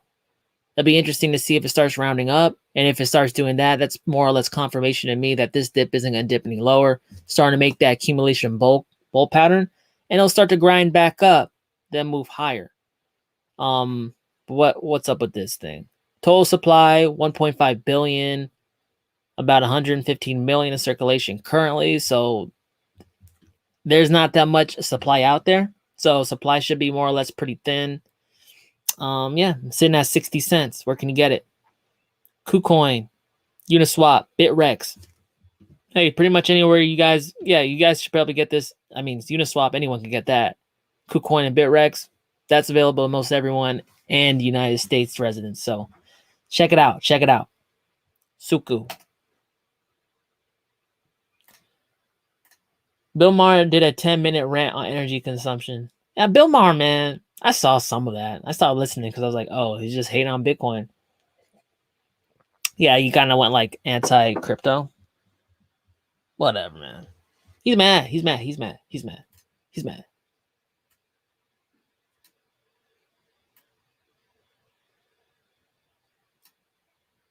Can you check out Jig Stack? Yeah, I heard people talking about Stack. Stack. Which one is it? Jig Stack? This one. 9 cents. Total supply 3 billion. Max supply 3 billion. Okay, so everything's out in circulation already? Oh, no. They don't have any. Okay, they're not telling me. Huh. Well, this thing fell down. I mean, it started off April 24th, so this is real new. Dipped down to about 10 cents. Where are we at now? 9 cents. So it's bleeding. You know, I always say, like, if you try to buy on the decline, you're more or less trying to catch a falling knife. But notice the bottom trend line. It's kind of like rounding off, right? It's getting, this is more severe than this one. It looks like another line less steep is forming. It might come down a little further, but it might be like a prolonged rounding up. This is what QuickSwap did too. I got in QuickSwap at like 90 bucks. Now it's like $1,000, 400 or something, right? There's a big pop up and a prolonged decline. A lot of people sold the bottom, started rounding up, came up and popped up. So this gives me that vibe. We want to see some we want to watch the volume though. So, see it start to get incrementally fatter. But let's read about it. JigStack is described as a centralized autonomous organization, or DAO, governing a portfolio of Ethereum network assets and protocols. I like that. That means they have a governance token or payout for providing liquidity. Let's see.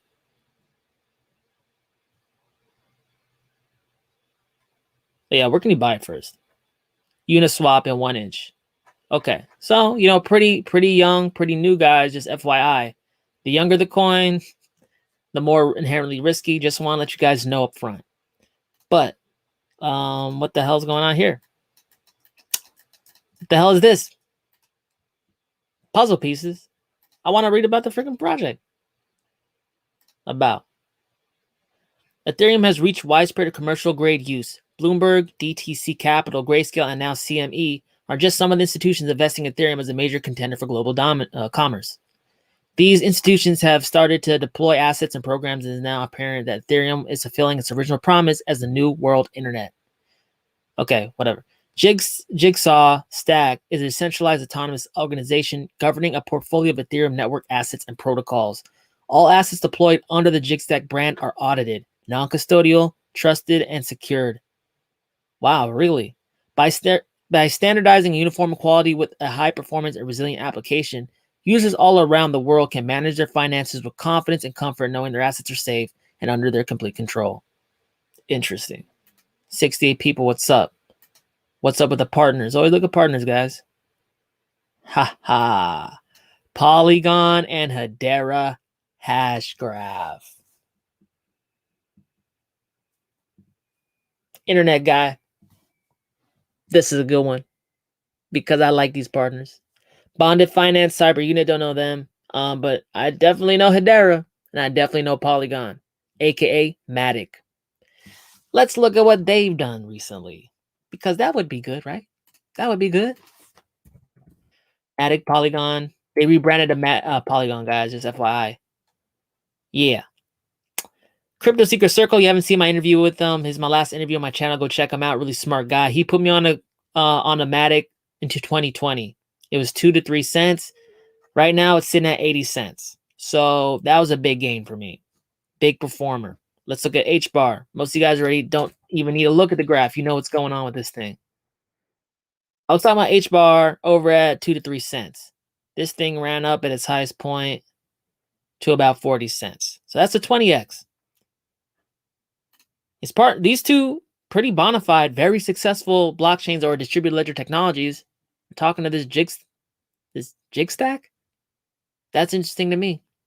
So do what you will with that information. Not financial advice.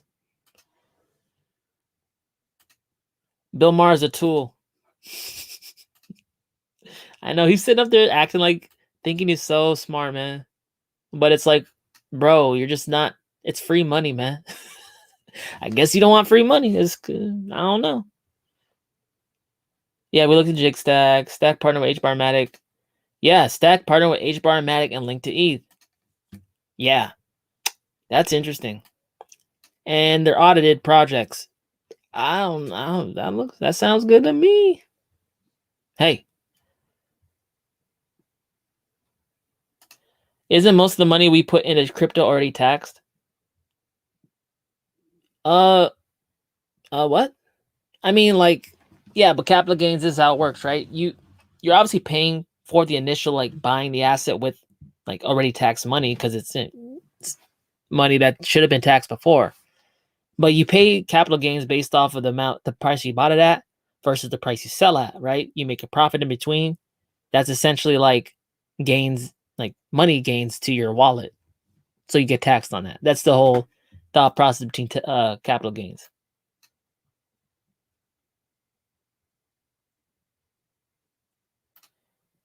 Doge father BAC going to the moon. Elon and Binance tweeted about it. CMC, CoinGecko, Elon, Jordan Belfort video incoming. Don't be late. Doge father BSC? What? I'll be late on that one, man.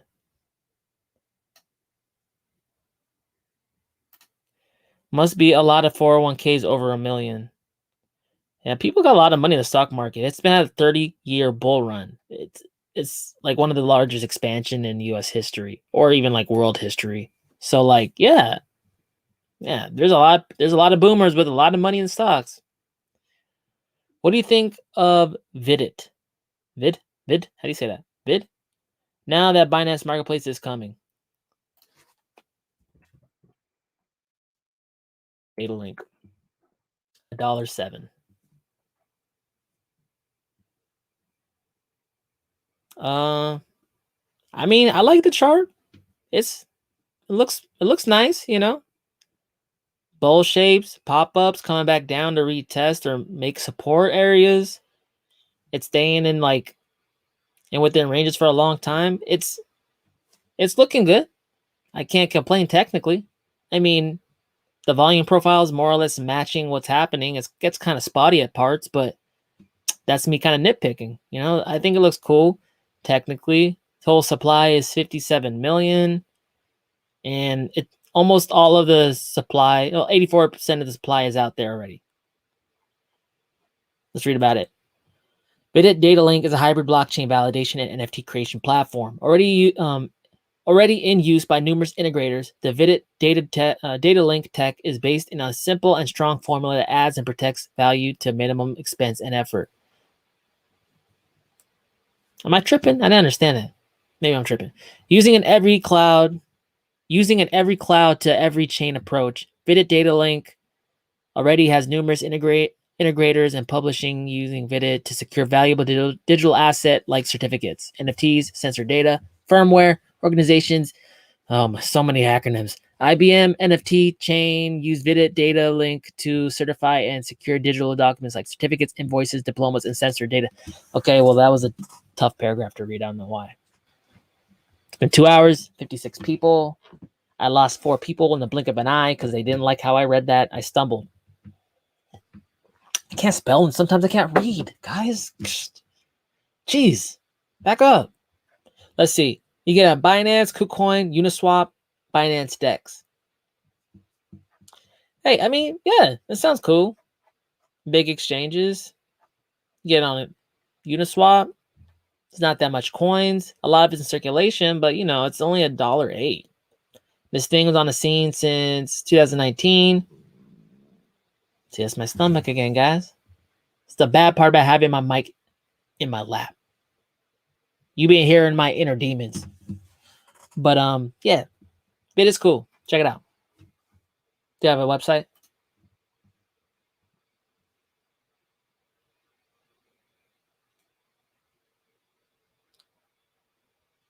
Partners. I'm really LTO network. Okay, LTO network. That's cool. They've been doing pretty good. And it's basically the same what we just read. But yeah, check it out, guys. Integrators. IBM. Interesting. With the Internet of Environment projects, IBM and their partners are linked IoE sensors to IBM Watson. IoE provides an ecosystem where IoT sensors can emit data. Yeah. Okay. IBM's involved. That's also very interesting. Give them a check out.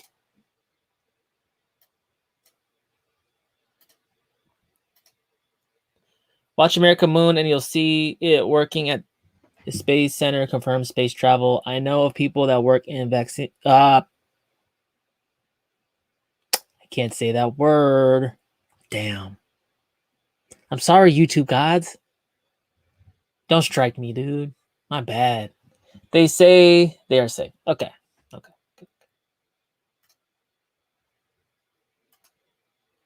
Please look into over. Okay. Man, censorship stuff sucks, man.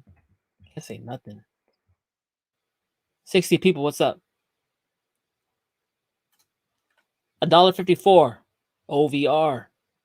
Sounds like Drake. OVO. OVO. I don't know. He does that. I don't know. I'm not Illuminati, guys. Calm down. Chill. Let's see. Well, I mean, hey, it's not the best time to buy, but it's the second best time to buy, right?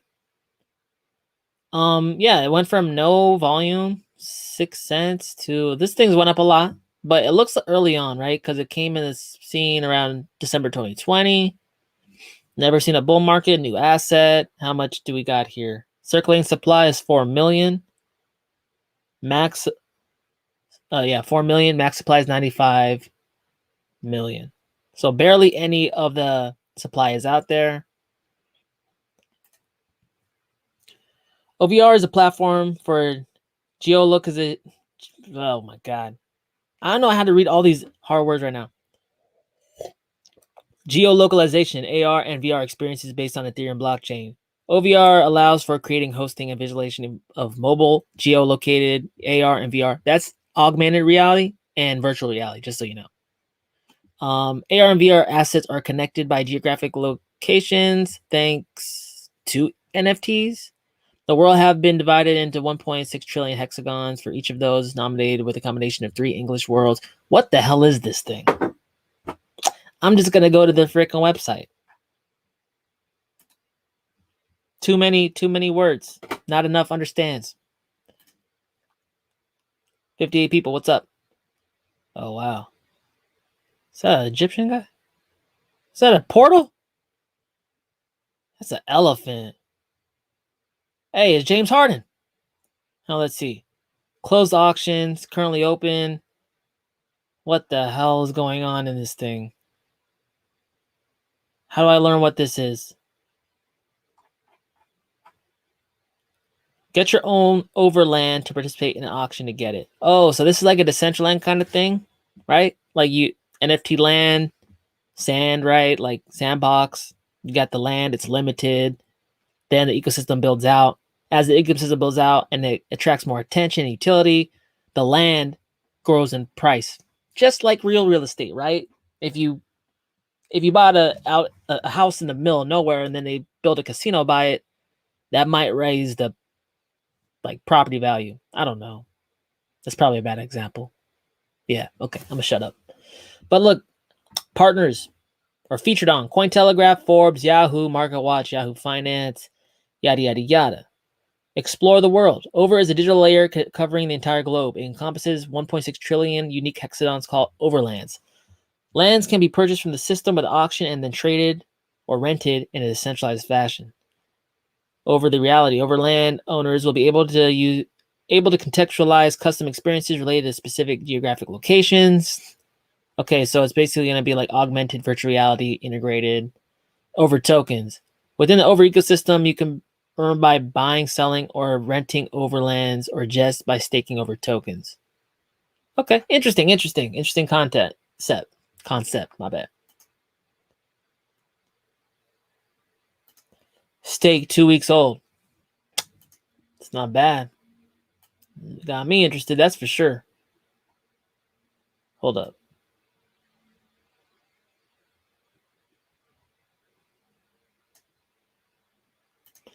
Hey, Dub, forget the haters.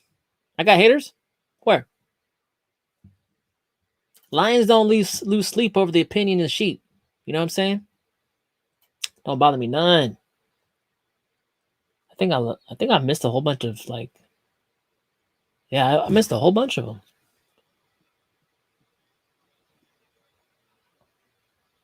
Hold up. Hey, Dub, how are you so smart? You sound college educated. Did you go to college? Yeah, I went to college. I'm 30, man. I've been to college. I've been out of college for a long time. Hold up, I missed a whole bunch. How come it does this? $5. Thank you very much for supporting the channel. Yo, Dub and Milo. Happy Sunday. Would you please run a simulation of an exit strategy when Bitcoin dominance hits 30% to 20%, taking profits and such? Thanks, man. Anytime.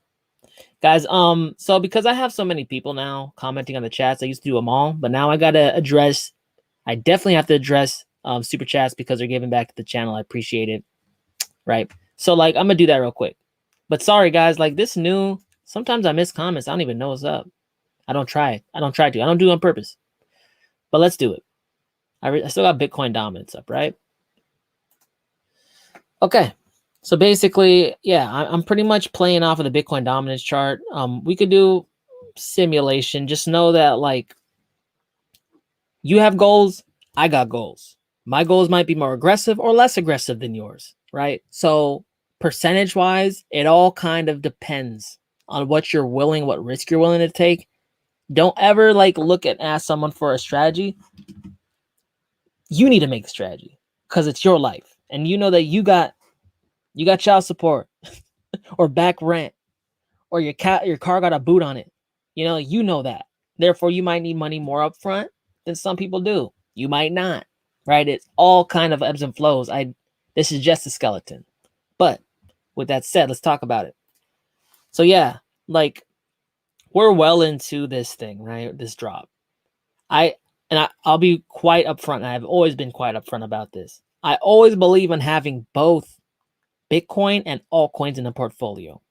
I don't believe in just 100% altcoin portfolio. You can do it, but just know every time Bitcoin bounces up, you're going to have nothing to buy the dip with if you don't have a stack of stable coins sitting there, right?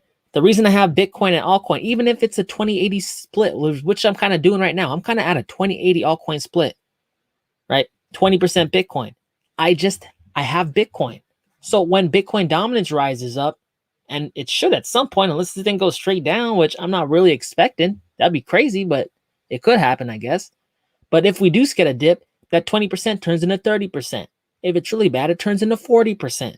You know what I'm saying? And then you have something asset that went up that you can buy the blood and the altcoins with, right? So whatever that percentage is for you for portfolio, 80-20, switch it, 20-80, whatever you feel comfortable with is what you're playing with.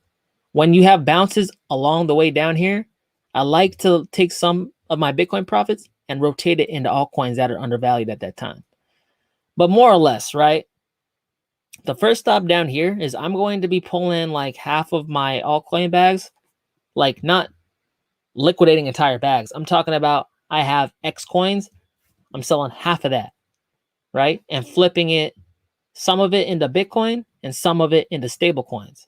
Because we know that like typically like halfway along the way or somewhere along the way, like money comes out of crypto, like not just going into Bitcoin, it exits crypto like in general. I'm expecting that same thing to happen. So in that situation, you might want to have some stable coins to buy the blood. If this cycle is different, which it's possible, right? Then I also have some Bitcoin in case money doesn't leave cryptocurrency. I can buy the dip. You know what I'm saying? But I'm doing that, pulling profits around 36%.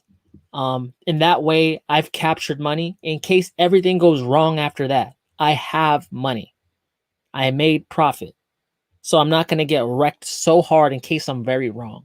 And it's very prudent as an investor to notice the fact that you can be wrong.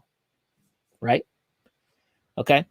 And then we might, depends on how far and how fast we get down here. If this is like summer, then we might get a bounce in Bitcoin Dom, and we might go even lower. And there's multiple channels now saying the same thing. You got DIY Investing saying that he's thinking that Bitcoin dominance could drop down to freaking 20%. That's a lower low. You got DaVinci J15. He's saying that Bitcoin dominance could get down to 12%. So look, drop, bounce, drop. On the second drop, I'm continually like selling off my altcoins, right? Because altcoins at that point are historically like overvalued because Bitcoin dominance has never been lower, right? What those percentages look like, I like to do things in halves and like sell on the way down. But on the second bounce down, this is where like all-time lows on the Bitcoin dominance, that's where I'm like picking Like, okay, every time my position raises like what, 50%, 100%, I'm selling this, I'm selling this, I'm selling this. I'm selling much more frequently because I know that the mean reversion will then again start to correct up at a point because every action has an equal and opposite reaction. Hard down, the farther it goes down, the more likely it's going to raise up. And that's you want to be selling when in the strength, not in weakness, right? So hopefully that gives you some idea.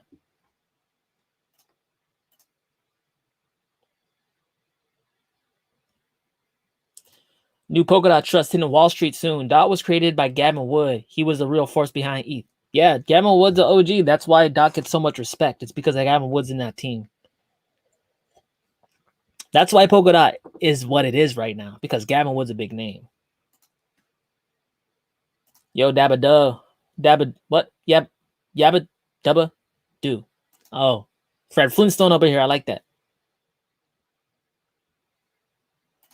DOT's Canary Network Kusama launches this month. Yep. Kusama.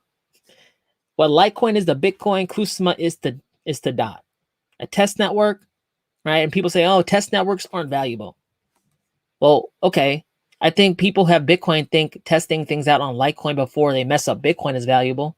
Therefore, there's always a use case for a test network.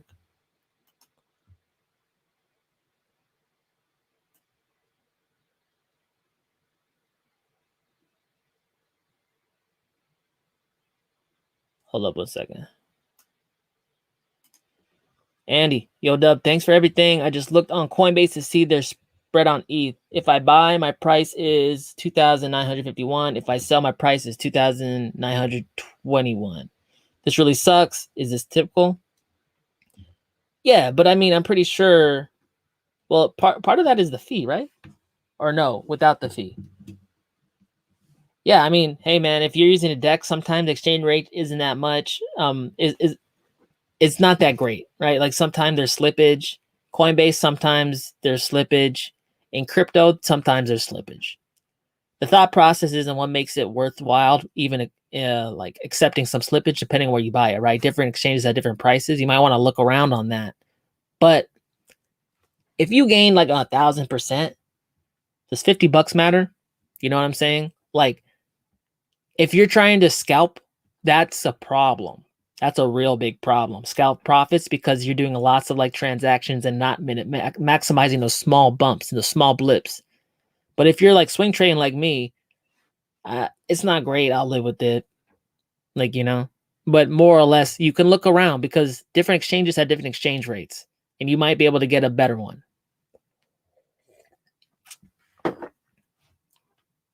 In fact, some people arbitrage. They buy ETH from Coinbase, sell it on Gemini, make a cool 100. All they gotta do is buy one, move it, send it to the other. Make money. That's interesting too. That's another strategy to make money, guys. Arbitrage.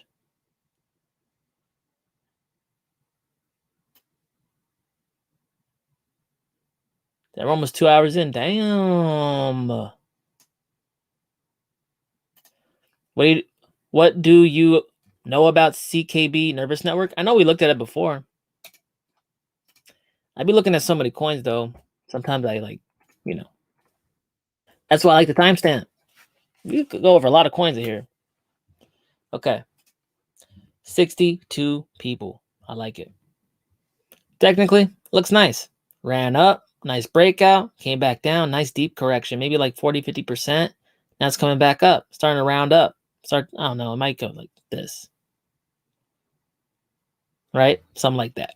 Whatever.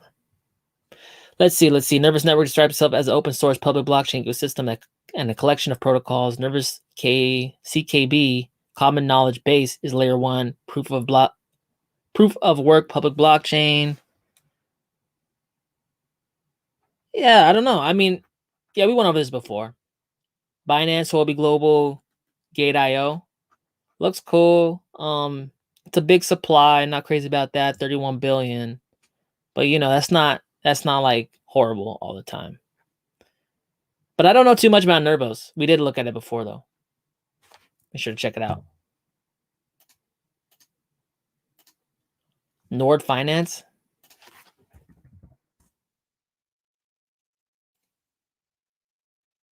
Let's see. $5 about. Total supply, 10 million. Circulating supply, 1 million. Huh. Well, okay. I mean, this thing pumped up, fell back down. It's pretty much where it got released at again. We got to be careful. It's not a rug pull, okay? It looks like it's it's not too new. It's about 6 months old. You know what I'm saying? Whenever I see a big pump up and coming down and not a rounding yet, it could start to round, but it could also not. Just got to keep an eye on it. But this could actually be a start of a W if it makes a higher low here, indicating it's going to start rounding. Nord Finance is an advanced decentralized financial ecosystem designed to simplify DeFi investing and bringing key features of traditional finance to the DeFi ecosystem. Designed as a blockchain agnostic platform and multi-chain interoperability, our aim is to offer users easy access to the plethora. Damn, that word's kind of hard to throw in there when they read fast. A financial product including but not limited to yield farming aggregation, fund management, robot advisory, and loans against assets. Sounds like something I'd like. Low coin supply, drop down real low. Sounds like you can farm it. I like that. Advanced decentralized finance ecosystem. What chain is this on? Powered by Nord. What is Nord? It's blockchain agnostic platform, advanced centralized, deployed on Ethereum network. It integrates multi-chain interoperability, thus proposing a plethora of, okay, we talked about that. Smart fund management, cross-chain swaps, interoperability, zero-cost transactions. Again, yeah, we talked about that too. Zero cost. Nord saving, Nord advisory, Nord swap, Nord loans. How do I get to Nord swap? Nord token. Users can either mine Nord token via a liquidity mining program, bang, or purchasing Nord in later stages via centralized and decentralized exchanges. Its primary utility including voting, staking, and employing farming strategies across different DeFi platforms. Q4 2020, they got that done. Nord swap launched V1. Okay, that's what they're trying to do now or have done. And Nord collateral program. So guys, if you haven't noticed, I've told you that I like yield farming. Liquidity mining essentially it is where you provide like digital liquidity to a platform. You're allowing them to operate because a swap cannot have zero liquidity. Nothing can be swapped with zero liquidity. So to pay you and to compensate you for taking that risk and giving them liquidity, they give you tokens back. Those tokens are essentially you're monetizing the time your money's sitting there. Therefore, it doesn't have to go up in price. You're just getting more and more of it back. You could lose some money in permanent loss, but that's the cost of doing business. Right? That's where you want to do a lot of research in these projects that you liquidity mine. So you have a better chance of making your money back and it not just being a rug pull. But I think this is the next. I think yield farming is one of the most valuable things that crypto person can do in building out the ecosystem, because that's what you're doing. You're using your capital that you have to build out other like protocols that can be used and utilized. And in turn, you kind of become an owner, a shareholder of that protocol. So if you guys ever want to own some JP Morgan at the ground floor, this is what's happening. And it's revolutionary. I love seeing it. You just got to be careful. Ecosystem partners, Polygon, ELROND, Zukyo, Orion, Uniland, Frontier. Okay. I like this. I have okay, this just blew up 20x, 40x for me. I don't even know. ELROND, I was looking at this $8. Now it's like a freaking, I don't even freaking know. It's high as hell. Uniland, I did a video on them. Crypto Secret Circle talks very highly of them. And he was the guy who's calling Matic or Polygon a year ago.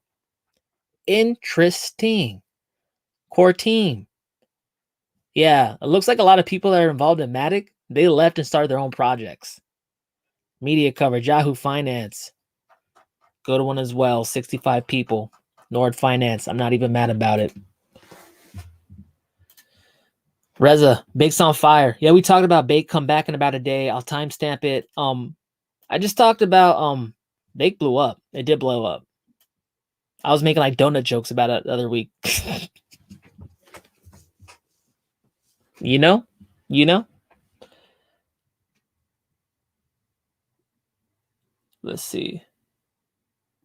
Yo, greets from Netherlands. Check out Nervos Network. Yeah, we just did. I'll timestamp come back in a day or so. Give me some time to chop it up, and I'll tweet it out. So make sure to follow me on Twitter. DubDigital with 2 U's. Xavier's drinking organic apple juice? Like a beast. What do you think of ALGO, my man? I looked at that already. I'm going to timestamp it in a day or so. Follow me on Twitter, DubDigital 2 U's. I'll tweet it out. You guys can check it out and get to the projects that you really want to know about in an easy way.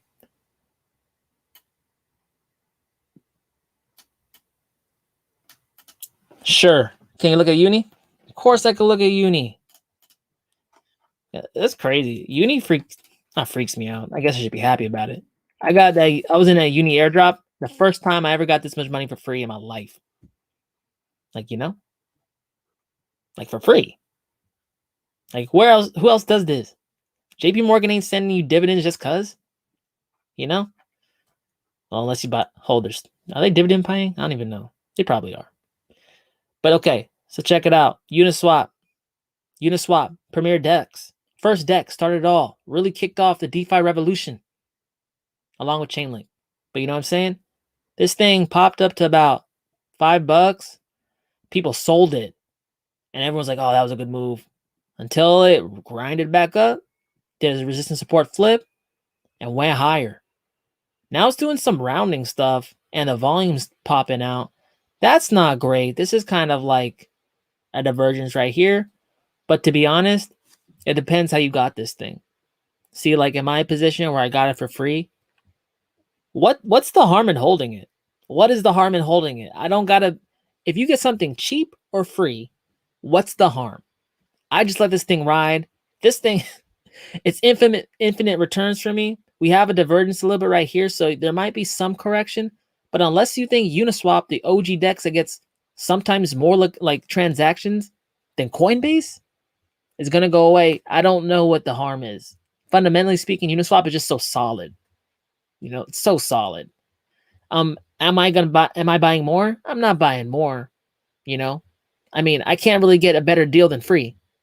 But if you're looking to get in, you know, there might be opportunity to get some on a little discount because I'm looking at this decrease in volume.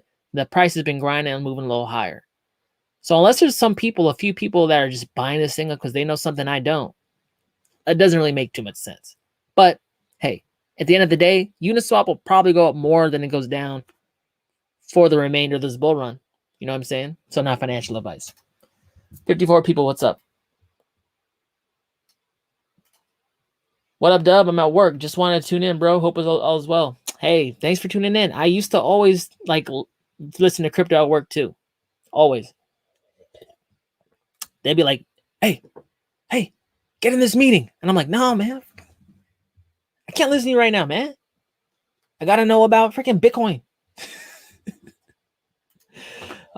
They just don't understand. So I quit. True. Solidity creator and Vitalik involved. Is that true though? That good? Let's see. TrueFi. Is it TrueFi? 44 cents. 1.4 bill. Okay, so a lot of the supply, only 10% out on the market right now. Not too much on the chart. You know, it's relatively where it got released at last year, November. TrueFi is a protocol for creating internet-bearing pools with a high APR for liquidity providers. TrueFi includes utility and reward mechanisms using Trust Token. Okay. Binance. Yeah. Let's just go to the website. I want to see partners.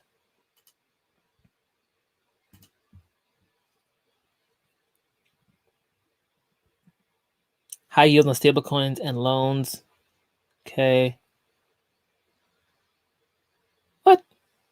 This is it?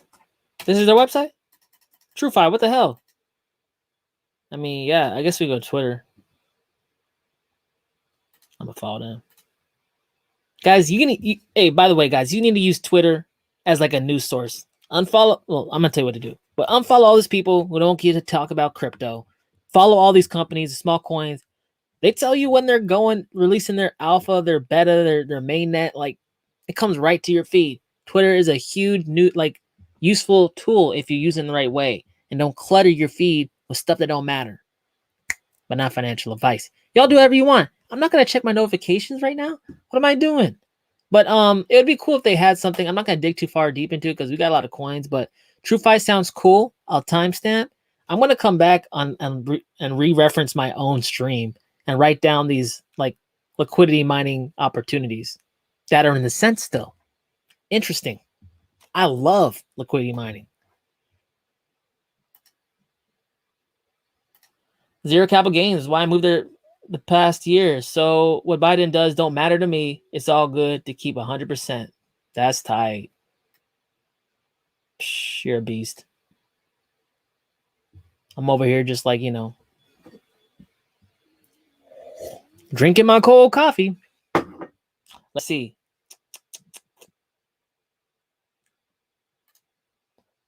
Please take a look at IOTEX team, a crazy IT project that for sure will overtake IOTA sooner or later. What's up, IOTA? That project has been like absolutely quiet. Hey, what's up with some blockchain? They don't talk about anything they're doing. Like, I get it. Like some engineering types are very like to themselves, all about the tech. Like, you guys got to talk about it if you want people to know. IOTX 6 cents. Well, this thing's kind of taken off. The hell is it about? Where can you buy it? Binance, will be global, KuCoin. Okay, US residents, you can only get it through KuCoin. Starting as an open source project in 2017, how do you say this? IOTX has built a decentralized platform whose aim is to empower the open economics of machines. Okay.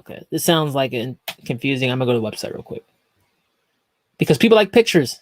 Oh, we looked at this already. You looked at this already. It's the guy with the lasers, remember? The laser guy. His phone shoots lasers and stuff. Net Korea, Forbes, Newsweek, CoinDesk, NASDAQ, International Business Times, Cointelegraph, all talking about Decrypt. Okay.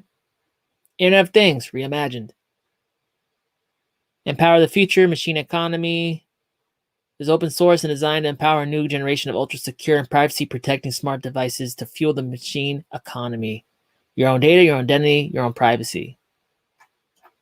That's interesting. What are their partners? They got partners? I like partners. Nah, no partners. Okay, well, this looks interesting as well. We looked at this before. If you're looking to get some exposure into like IOTA like economy, it seems like, or not economy, but the ecosystem. Now it's starting to have projects. Sounds good. Check it out. Yo, what's good, Dub? Swipe. We can do swipe. No, I don't want to go there. See, swipe at $5.22. Yeah, see that? A big old shakeout. People are like, what is swipe doing? It's going bang. Came up with the quickness. Look at that. Look how fast it came back up to that top. And now it's an all-time highs. And the volume sneaking in. And swipe just got done with like a $200 million worth of swipe burn. Biggest one in swipe's history. If swipe keeps burning their own coins, the price is going to go up. Swipe is single-handedly just like making sure it goes up. That's kind of like that Binance money. Binance can do whatever the hell it wants. Swipe owned by Binance. Now they got deep pockets too. They're burning their own coins. It's sitting at all-time highs right now. We got this big old cup. Kind of a handle. Another dip up. Shows you how fast people are buying this thing. Increase in vol. I mean, looks like Ryan's on the wall. I got swipe down here. And just want to let you guys know. Back last year, and this is how long sometimes. Like, It takes for these things to correct, round out, people feel confident again and move up. I entered my position at $1 on swipe. I'm effectively up 5 times and we haven't even had a blow off top yet. That's why I buy bottoms. Swipe's looking hot, especially if you're already sitting in it. I think it's going to move up. Crypto Rain agrees with me too. He's also looking at the swipe pattern and saying like, this thing's due for, going up. Number go up. But not financial advice. Y'all are adults.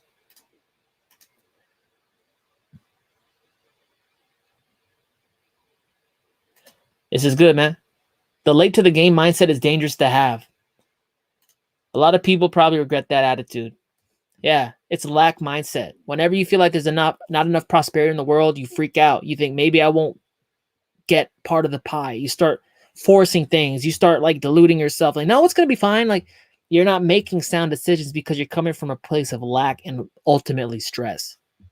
It's easier said than done, but being able to reduce your amount of stress and look with a abundance mindset, saying like, this isn't the last bus at the bus station. There's another one behind it. I could hop on that one. When you have that attitude, you don't force things. You don't put yourself at risk. You protect your capital more. I've seen that it's just easier to exist in investing coming from that point of view. And that's why I make so much jokes, guys. Like, I know some of this stuff is heavy and it's serious and it sucks and their bags are bleeding. You got to kind of like, it's not the end. It's not the end of the world. And if it is like feeling like the end, maybe that's your body's signal to you that you're way too invested in this. Maybe you should pull some off. You got to listen to yourself.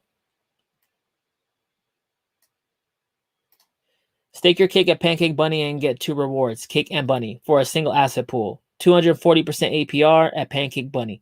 Hey, if you guys already got cake, might as well use the liquidity. It is liquidity, by the way, and it is an acceptable asset in the ecosystem. So now they're dual mining. Pancake Swap's doing dual mining. WAN Swap's doing dual mining. You see the war here between these DEXs and these like liquidity protocols. We got no fees. Oh yeah, we got dual mining. Oh yeah, like they're trying to entice liquidity, people who have that money to come on over and make it worth their while. That's great for us. It's good for us. And thank you, Dad Master. $5, really appreciate it. Help support the channel.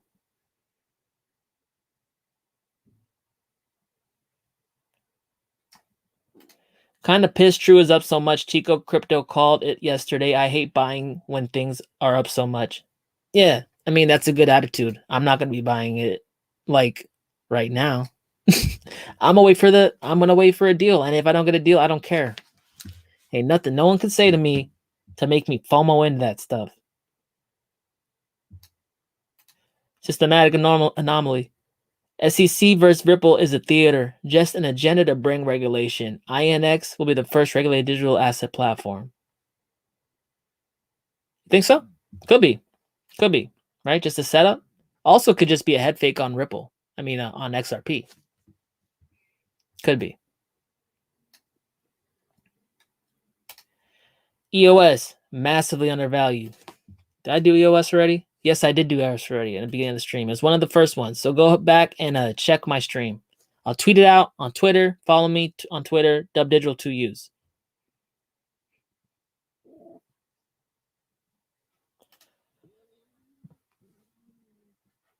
Fourth. Apple fourth. Dang, my stomach be growling. 2 hours, 14 minutes. This is the longest chat. This is the longest live stream on crypto, period. Ain't no one having streams like this. No one. Name one. This is the premier live stream. I'm going to leave it. $43 Ampleforth. Okay, guys. So if you don't know about Ampleforth, charts on Ampleforth are kind of like deceiving because this is what we call an elastic supply coin. What's that? Well, it means that there's really no market cap. There's really no like max supply. As the market cap of the asset, more money floods into this asset, the more like quantity of coins like occur, right? So if there's $1 in it, there's one Ampleforth. If there's $100 in it, there's 100. If there's 1,000, and so on and so on and so on. If it contracts, though, it goes from 100 to 1, your wallet amount in your wallet shrinks as well. So the real way to benefit off these coins is if you get in real early, market cap really low, chances are more money is going to come in and the amount of your Ampleforth grows. If you get in late, the chance of it contracting is greater, right? But the reason being is like this price don't mean much because the supply grows. So the price per coin does not grow. The amount of coins in your wallet grows. So yeah, Ampleforth, check it out. There's also some BSE versions like, I don't know, I haven't yet followed up, but I was in Ditto for a little bit and Mick something. It was like a hamburger based off the price of a Big Mac.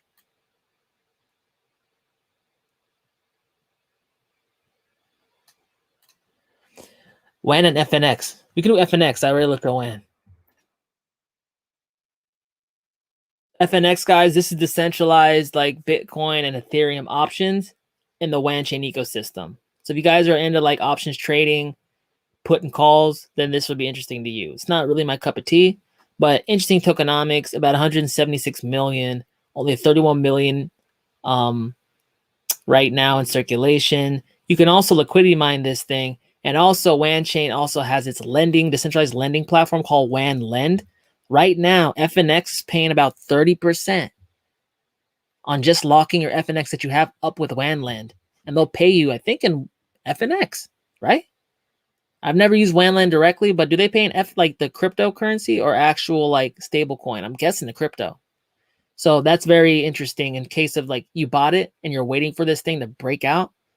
Because I mean, I think it's a matter of time, right? We see increasing density. Like this is pretty significant.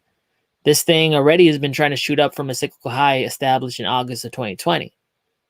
Okay, so like it's only a matter of time before it keeps grinding up and then bang, it's in real price discovery. And then on top of that, you can lock it up with WAN Lend and get 30%.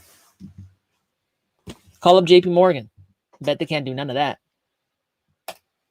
Let's see.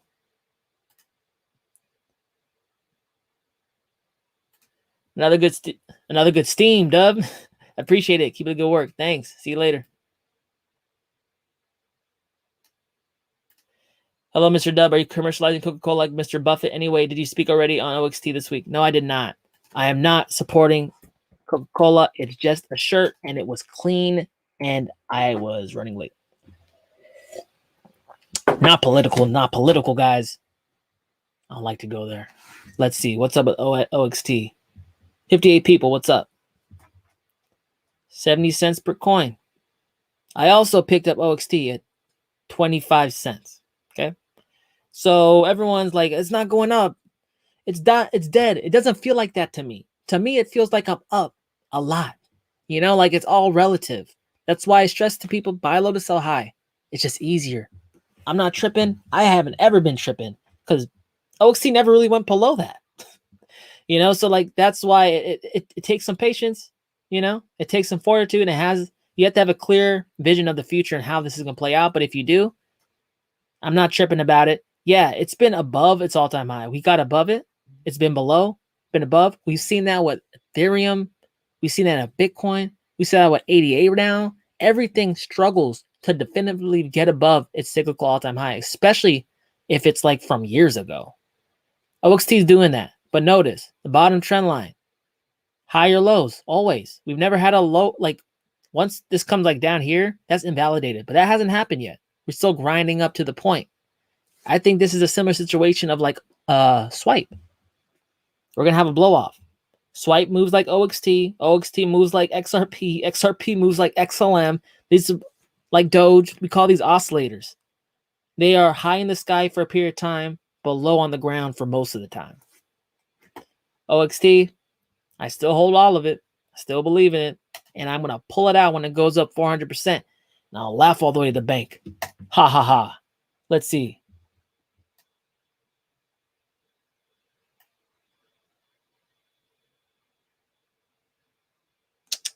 Let's see.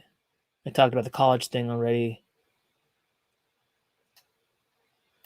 I will say I missed the boat on GOAT. That's good to say, Derek. Nothing wrong with that. It's no big deal. Just keep digging. There's a lot of projects here that are interesting in the sense still. Liquidity mining opportunities. I'll come back and tag it. I think this is a good stream. Sure. DGB. You guys haven't seen my last video? I did a DGB video and it's performed pretty good. I'm happy with it. Shout out to DigiByte community. Always supporting my videos. Like real ones. Love it. Makes me want to make more DigiByte videos.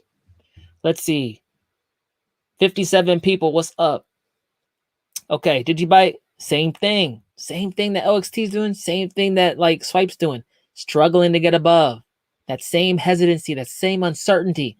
Right around the cyclical high established 2017. We're about right there now. See? Up, down, up, down. Hit it, down.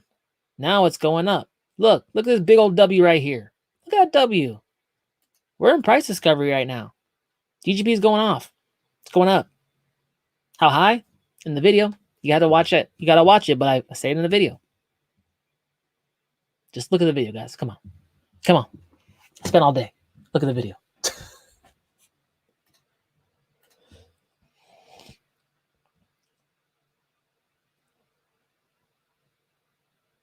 Hold up.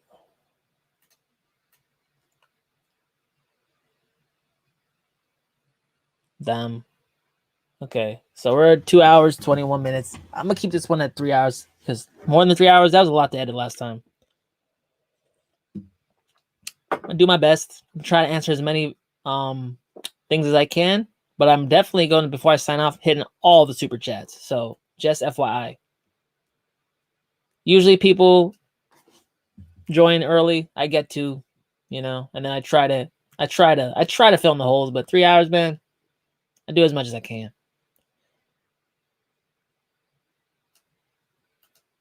PUNDIX.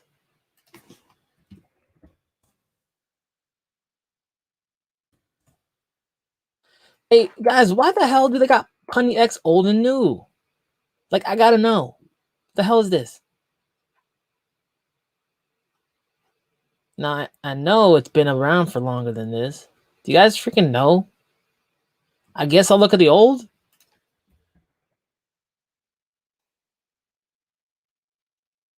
Okay, I'll look at the old, whatever. Yeah, PUNDIX came down hard as hell. Right? Corrected a lot. I remember running up, people say, you missed it. Well, now it's back for me. I ain't tripping. Maybe I'll pick it up. Maybe I won't. We'll see. Time will tell. PUNDIX, payment processor, right? Focusing on servicing Asia. Actually been some talk about them connecting up with WAN chain, which should be interesting. Hey, I don't know. PUNDIX, check it out. We've gone over this coin almost every single stream. But right now, if you were looking at PUNDIX saying, I missed the boat, well, maybe the boat came circling back around for you because it felt bad. Check it out.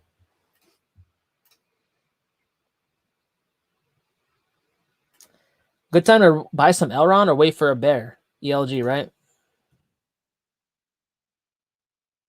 What the hell, ELROND? Let me just... I can't remember all the tickers.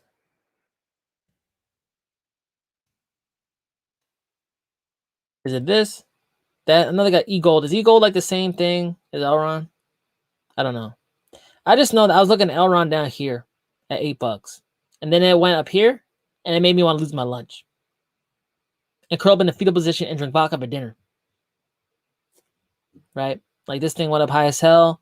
Bro, like I ain't touching this with a 10-foot pole. I ain't touching this with latex gloves. No way. No way, no how. You could. But like, look how high this is. It could go higher. You got higher lows, but like, I'd rather put myself in a position where I feel like I'm getting a better asymmetrical risk. Like, you know what I'm saying? Like, this seems like I could fall to my death. I could go up like, a little bit more, but I could also fall off the Empire State. This is much better around here. That's the stuff I mess with, And if there's other coins, like there's other coins that are not as high. Like a Bitcoin Cash. Bigger chip crypto. Like if you're you know what I'm saying? Like, no hate. ELROND's cool. I missed the boat. I'm not just being salty, guys. I'm just trying to like talk you through how I think of things. And sometimes it's not popular, and I get that. And maybe I'm a little too conservative, and I get that. It's all good. This is not financial advice. You gonna make some more videos, streams of Crypto Secret Circle? That was some Galaxy Brain content right there, bro. Oh yeah, man. Like I'm trying to I just did an interview yesterday with Crypto Cito. And I did an interview with Crypto Rain. I might talk to Red Ryan. You guys know Red Ryan. Tell him I wouldn't mind talking to him. Seems like a cool dude. But yeah, me and Crypto Secret Circle, we're gonna talk pretty much a lot. And I'm thinking about doing like frequent like interviews, like some content, maybe a weekly thing, if I could convince them to do that. Right. But I think it's very interesting to have, you know, like conversation about what's going on, and not just mine, right? Like you guys know what I think. It'd be cool to bring in other people to get different looks, different views, because that's how I flourish, man. I listen to all, follow none. And when I hear people who say smart things and make sense, I talk to them more, because, you know, it brings your awareness to that subject, expands your mind, and think of a way that you probably wouldn't have just thought yourself. That's the value of conversations like this. Short answer, definitely yes. More people need to hit the like button. Please hit the like button. Please. Come on. I'm talking to you. Right there. I see you.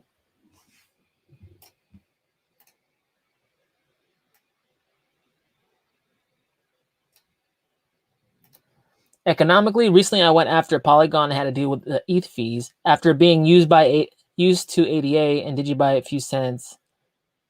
Man, oh man, literally $200 of fees over the span of 5 transfers. Yep.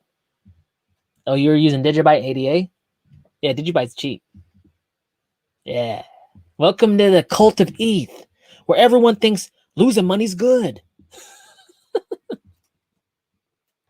Come on, guys. Like, no disrespect, but how you guys gonna like defend Ethereum like that? I know that like Ethereum's a good product and all that. I'm not hating on that. I'm just saying call it for what it is, man. Like that's some bull. They need to fix it. They need to fix it fast. I've spent hundreds of dollars on just nothing. I could have, I could have bought that. A lot of things. It doesn't cost you anything to hit the like button. That's true. Okay. Martin, can you check out Light? First incubator on BSC, now going across chain, meaning much wider reach. Prices retraced, partnership, Certec, and Value DeFi. You guys know Certec, it's a premier like auditing, smart contract auditing firm. It's like Certec and Hedgeit right now. There's some other ones too, but those are like big names. Certec, I wrote in Certec. I'm not looking at them. What is it, Light? Is it this one? Is it this one? Lightning? Light chain? The hell? Let's see. It's on BSC? It's on Binance? Pancake swap. Yeah, should be it. Okay, so 33 cents. There's about max supply of 100 million. Okay, it already ran up and it's kind of going sideways. Volume's picking back up. Not bad. Price is going up with it. Lightning is the first fully deflationary rebase protocol. Oh, really? It's a rebase protocol. And it's deflationary? How does that work? Because rebase protocols are all about increasing supply as market cap grows. Huh. In each cycle, a part of the total supply gets burned through burn fees. These burn fees are dynamic and will reset once the target number of burnt tokens is reached. Hold up. These burn fees are dynamic and will be reset reached. Once the target is reached, the cycle concludes with a positive rebase as big as 50% of the burnt tokens during the previous cycle. What the heck? Huh? I'm too dumb. I don't know. Let's see. Lightning integrates its token into existing NFT platforms as a mean of payment already, and can be used for purchases on Jutsu Swap route. Okay. Let's click the thing. Let's click the thing. Revolutionizing the pre-sale experience to deliver maximum value to investors and developers. Hey, you know what though, Martin? I get it about the incubator on Binance Smart Chain, but like, isn't like every DEX essentially an incubator to an extent? Like they provide liquidity for new projects so they can get going and basically taking the role of what ICOs used to be last cycle. Unless they provide them more services like Swipe or they do marketing for them too and stuff. Not sure. Let's see. Our mission, create a thriving ecosystem to nurture exceptional value through blockchain development. As the first multi-chain incubator and launchpad, we create a single safe destination for both pre-sale investors and pre-launch projects. Investors benefit from exclusive access to safe, innovative projects and rewarding investments on every blockchain. Developer benefits from our exclusive partnership with leading blockchain companies, providing increased exposure, complementary audits, better liquidity, and dedicated community ready to back them. Partners are CerTech and Value. Okay. Sounds cool. Do they got any partnerships or no? Not bad. I mean, look, guys, CerTech, that's a big name because they're an auditing, they're an auditing project. They can't be part of a rug pull. How would that look for CerTech if this project rug pulled and they're supposed to be the firm that audits rug pulls? You know what I'm saying? That's why I like to look at partners. You could kind of like think through some of the risk and like, you know what I'm saying? Makes sense. I'm rambling. Let's go. 53 people. What's up? You guys are real ones. Greetings. Got my coffee. Me too. Hey, Kaylin, what's up? Thanks for joining. Good to see you.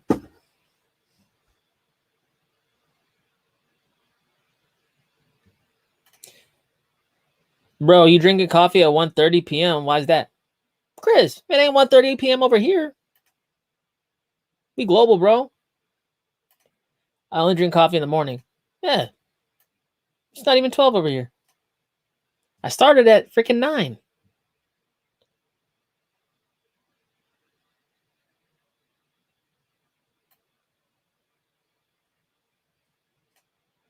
US possible target $16. What do you think?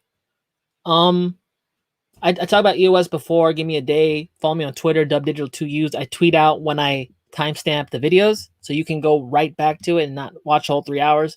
But I talk about how I think that EOS, like all-time high was $22. Are you talking like next leg up or ultimately speaking? I think it will at least get back to $22, but I really think it's gonna be a 10x after that because I'm of like the theory of a very, very aggressive all season of like we've never seen before. So 10x, all-time high 22, it's about $200. So yeah, I think 16 is doable. Not financial advice. I highly recommend looking at Scale Network, bro. Yeah, we've looked into it before. I could do it again. It's in the it's for sure in the last video too, live stream. 60 cents, total supply 4 billion. Current supply 660 million, only 9% of the supply in circulation. Scale has corrected as well. It ran up probably about mid-March. It's corrected, made a low. Now it's coming back up. You know, the volume's not very impressive, but hey, whatever. Let's see. Coinbase Pro, Binance. Yeah, I mean, it's on Coinbase now too, right? Coinbase Pro, I saw that. So that's cool. Let's see. Scale is described as an elastic network that's designed to bring scalability to Ethereum, as well as boosting transaction capacity. The centralized project aims to reduce latency and ensure that payments can be made as cheaply as possible. Okay, I gotta look at the partners. Let's do it real quick. Validators, probably validators.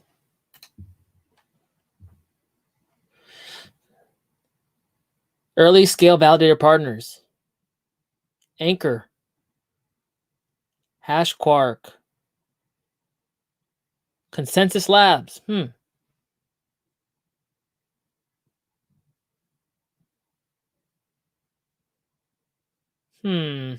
don't know too many other people, but you know, that doesn't mean much. I just might not know them, you know? Early Scale supporters. Winklevoss Capital, big one. That's a big one.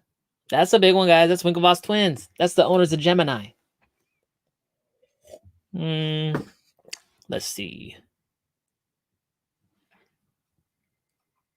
Okay, that's probably the biggest one. Oh, and Galaxy Digital. So there's also freaking Novogratz. Novogratz and Winklevoss are in this thing. Yeah, that's interesting for sure. All right, all right. Awesome. And technically speaking, it looks good on the retrace. Winklevoss, Novogratz, those are big time investors, poster childs of the crypto ecosystem. So you do what you will with that. Not financial advice.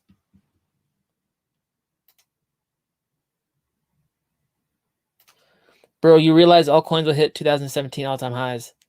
I think most coins will, unless, you know, they're no longer useful or like not quality. Any quality coins, especially ones that have been in 2017, because they've lasted through a 95% correction, they'll probably retest. Why wouldn't they?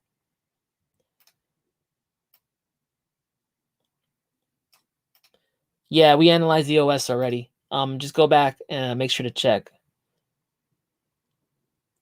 After I'm gonna tweet it out. Follow me on Twitter.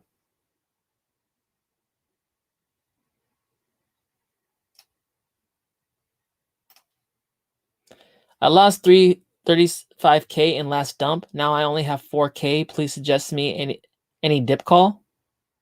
What does that mean? Well, that's a hard. Did you sell? Like, or is your crypto just down to 4K? What crypto did you invest in? When? What dump? What dumped? Bitcoin? I don't know enough to like talk about it. Like, I don't even know what dumped on your portfolio, you know? But if you didn't sell and it's not a rug pull, hey, I think you're still in the game. If you sold, I mean, that's that.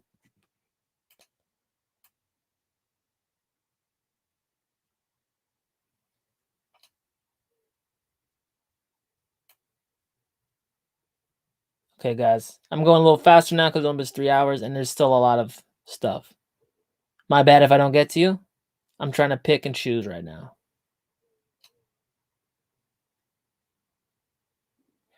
Okay, Jesse Whiteside always got the Hedera knowledge.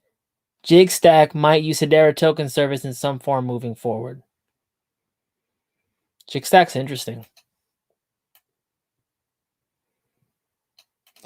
Tech Dynasty, we looked at over already. Again, I'm going to tweet it out in about a day with the timestamps. Make sure to follow me so you get it.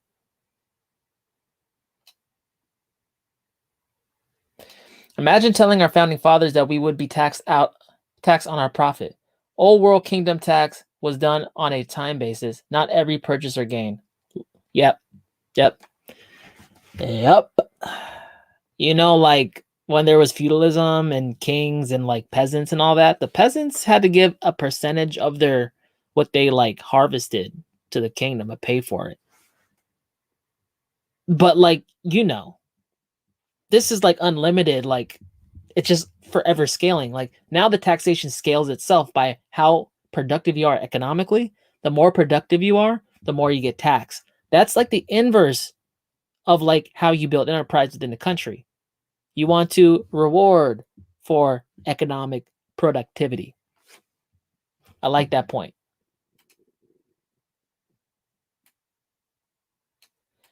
Tax on cryptos makes no sense at all. Yeah, talk about switching in between cryptos and racking up a tax bill that you have no dollars to pay. That happened to me 2019. I was like, what the hell am I going to do? Hey, don't forget the haters. Yeah, I talked about that. Ray Love, $5. Thank you so much. Appreciate it. Thanks for the time and knowledge, Dub. You're a well-spoken and quick thinker. Appreciate it. Appreciate it. I learned how to be a quick thinker trying to dodge executive questions. And I got really good at saying stuff. So they wouldn't whoop my booty anymore. They didn't whoop my booty. They whooped my booty. But you know how I guess. You know how I guess I work.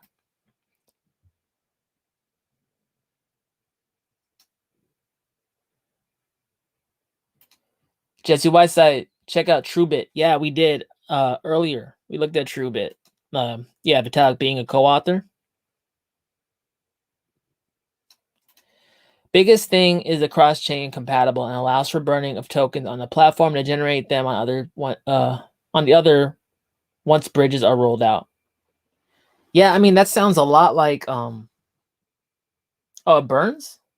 It burns the platform token. Okay, so the only difference between Ranchain, well, there's probably more, but between Ranchain is that Storm node like has it in a digital escrow, where if you get like a representation of like Ethereum on Ranchain, it holds the initial coin so you can use it on the other ecosystem and it releases.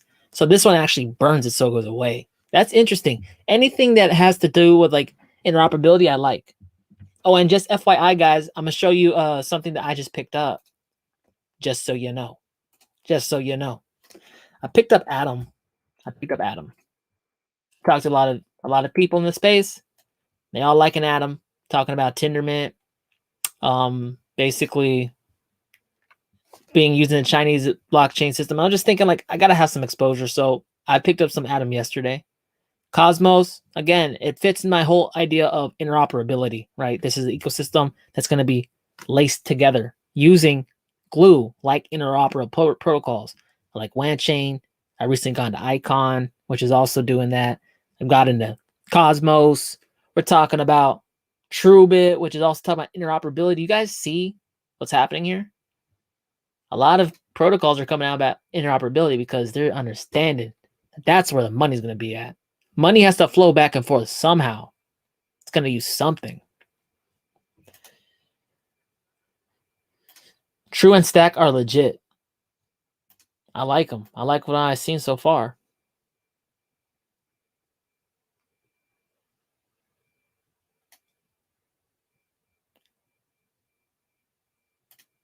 DubDigital. I am likely going to invest in MHC soon.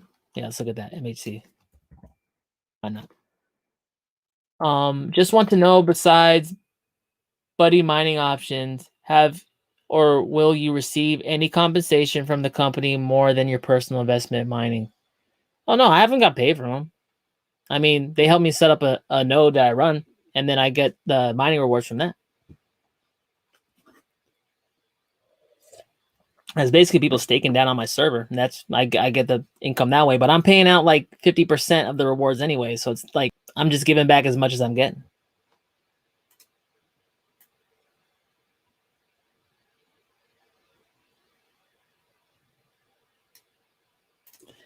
You can delegate your tokens for staking rewards on Dub's validation node on the MAC platform. It's a win-win for everyone. Other than that, I highly doubt he's receiving financial compensation. Yeah, it's just the running the server. But, you know, other than that, nothing.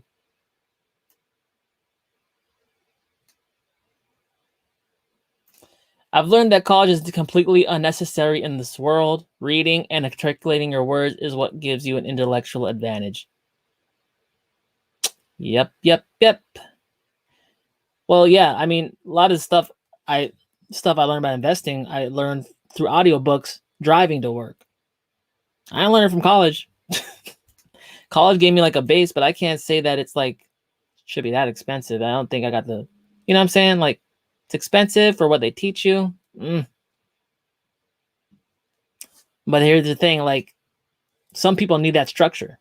Some people can't like learn on their own. Some people aren't motivated like that, you know? So I can't say it's a good or a bad thing. It's definitely very dependent on the person overall.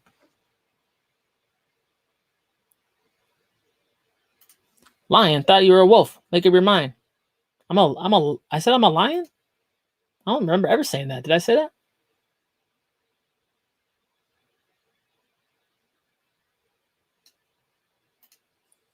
Glenn Maker, thank you very much. Sub Dub, can you take a look at LUKSO chart? Does it look like a trend reversal? Let's see. A LUKSO. I always mess that up. Oh wait, hold up. Before I do that, my bad. I'll come back. I'll come back, Glenn. I didn't look at MetaHash real quick. Had up. My bad. $3.05. Yeah, so guys, I came out with the video at 1.3 cents. No, I got in at 1.3 cents. When I released my video, it was like 1.6 cents. So relatively the same. I try to do that.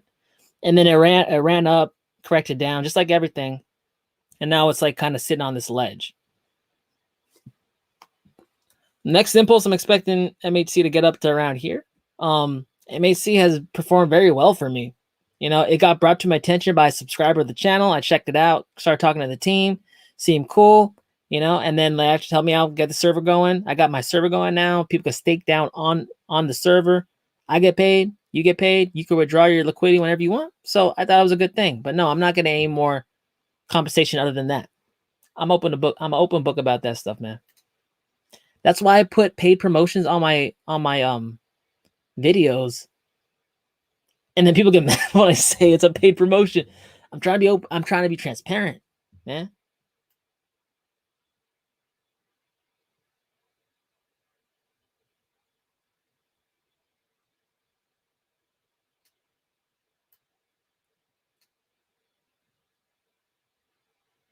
Let's see. Appreciate you, DubDigital. Have you talked about TRX yet? We are still waiting for the last run's all-time high. Do you think it's ready to go? Okay, TRX. Oh no, wait, hold up. What the hell was the other one? Okay, I'll hit LUKSO next after this. I can't be doing this. I cannot multitask in my life. Tron, 12 cents. Yeah, I mean, look, check it out. Cyclical high at May 2018, about 10 cents. This thing went up, corrected down, and bounced off. I think it's going to keep doing, like, you know, what Digibuy just did, like work up and then probably go above, sit back down. Tron, yeah, and look at the increase in volume. Is ready to go right now. It might be some time, right? This is a long-term chart, right? This could be a couple weeks. Could be, like, I don't know, into summer. But you know how it goes when altcoin seasons get going. Things speed up. But what I'm saying is Tron isn't on the floor right now, but it did have a correction, and it's showing some strength. It's showing a strength in the price and the volume. And Tron, hey, that's a bona fide blockchain. Been around for a while. Okay, Lux. So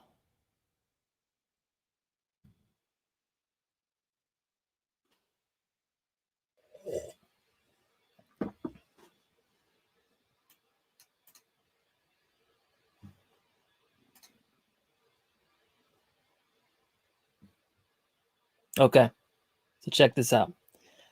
This thing came down with the quickness. This thing ran up and corrected severely. It took a quick bounce, and now it's probably going to start like doing, it might do like a W and then start like rounding up, you know? Volume staying pretty consistent. I like that. We talked about LUKSO before. I don't think we get into the details on it. Multiverse blockchain network for fashion, gaming, design, and social media. Okay, so like, yeah, this thing, if you're trying to get into this early March, I was definitely not going to touch it. But this is the second best time to buy, in my opinion. We could tell because of this bounce. We want to see it kind of rounding out. If it's rounding out, that means that people do agree that it is in a good place to reaccumulate. They'll probably move higher. Not financial advice.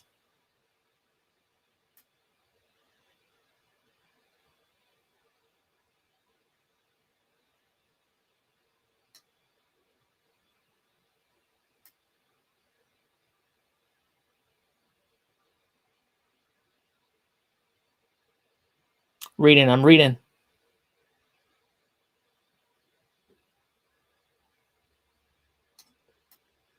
But yeah, guys, on MHC, like, if you guys haven't noticed, I'm looking for other ways to make money too, instead of just capital gains, like staking, like liquidity mining. I'm all over the place, right? Like, whenever there's a chain that I think's undervalued, maybe I could stake, you know, and gain over time. That looks interesting to me, you know.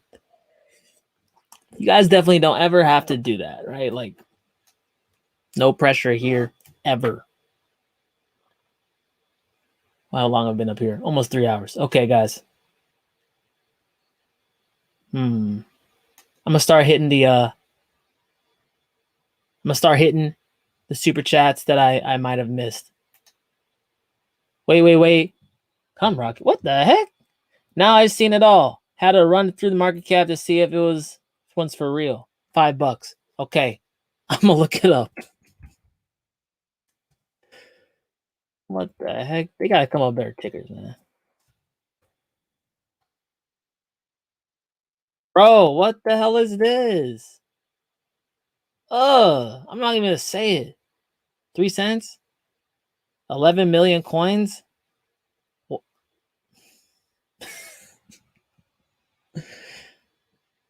What is this? 5% tax on every transaction? Burned automatically? Okay, this is just like, this is one of these deflationary ones. Oh, it's adult NFTs? I'm not going to click on the website. Okay, well, this is Binance. This is Pancake Swap. Of course it'd be Pancake Swap, man. That's hilarious. I mean, look. You know what you're investing in, right? This is a risky one, right? It's on Pancake Swap, which is the Wild West, right? Okay. Volume looks okay. 11 million. I'm going to get this off my screen. That's funny, man. Thank you for the super chat. Appreciate you. Okay. I still love EDDA swap. It's gonna melt balls this year. I follow every piece of info on that project. 500K per coin is back in the cake in time. Let's see. EDDA. Did it stop dropping, Ray Love? I remember it was like, okay, starting to round out. So it's sitting at 1.5, 1.6K. I remember it coming up to about 6, and you were trying to catch it. It just kept dropping. It just means that it's going to take it took some time to base out. But I think it's basing. This thing is on Uniswap. And this is an ecosystem as well. This is another ecosystem. If you guys haven't like checked it, like check it out. And this only has 5,000 coins. There are only 5,000 coins in this. Interesting. Check it out, guys. Interesting. We have a lot of like potential incubators, DEX, and governance coins here. CUMROCKET says it's on Coinbase. Yeah, what the heck? Sometimes Coin Market Cap says things are places and they're not. Okay. I'm just gonna kick it now. I'm out of super chats. But I don't want to do any more charts. Tired. Let's just kick it.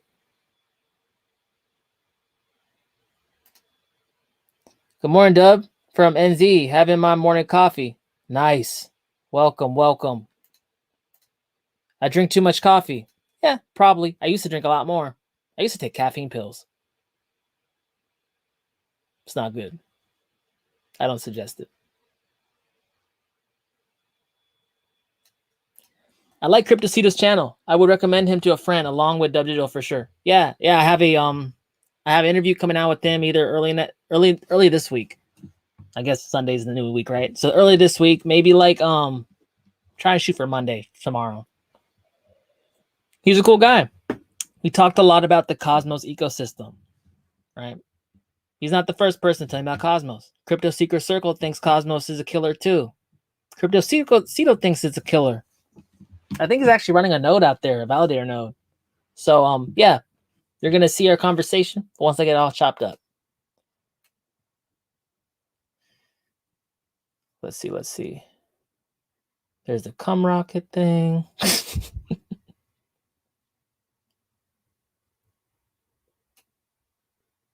Teach me, what would be the price for OXT at 400%? Well, okay, so last time I was looking at it, let me pull up my OXT chart real quick.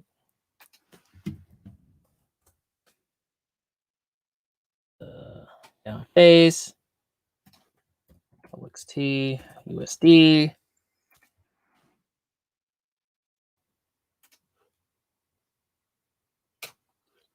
Bada bing. Okay. So yeah, my fractal's off. We all know this, but the direction is up. Okay. So basically, if we look at this last impulse, right? Because I like to compare things from what happened in the past because it's the best predictor of what might happen in the future, although it's not always the predictor. This thing from the bottom to the top ran up about 436%. If we took the bottom approximately, it doesn't have to be exactly the bottom, and did another 436%, that takes us about, let's say like right there. So that'd be like $1.20. $1.20. It could overshoot though, obviously, right? So I'd say $1.20 to $2, somewhere in between there. But look, that is just the entire move up. We've already moved up that leg about 100% or so. So now it's like 300 something from this current point. But from the bottom to the top, just like we measured the bottom from the top, I just take a similar percentage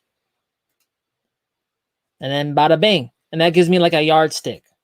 You know what I'm saying? Can I go higher? Yeah. I mean, this thing went super high when Barstool Presidente came all up in here saying buy OXT. That's the kind of irrational exuberance that could come into crypto at any given time. Any coin could get taken up like a Doge coin and just like be up in the stratosphere forever, moving ever higher. It could also not. It could also be more. It all depends on who is in the move, who is investing in this. If it's you and me, I don't know. Maybe the blow off top isn't that spectacular. If it's everyone in Doge, it might go freaking crazy.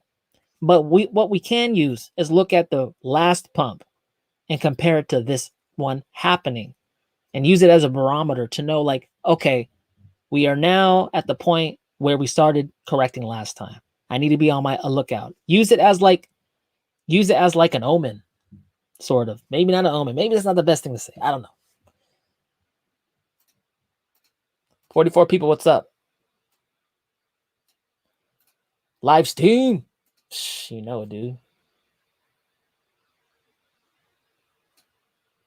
DubDigital live stream merch, just a thought. Yeah, I was talking to my wife about getting merch going. Help me out. But I did get in contact with one of my artist friends, so we can talk about it. Also thinking about doing an NFT.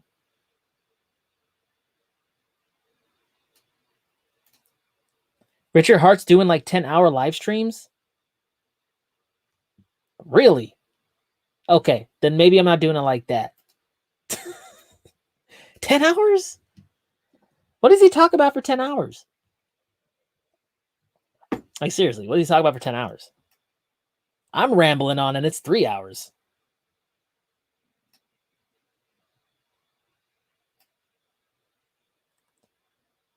Okay. Very good. Okay. I think we did okay. Okay, thoughts on THETA?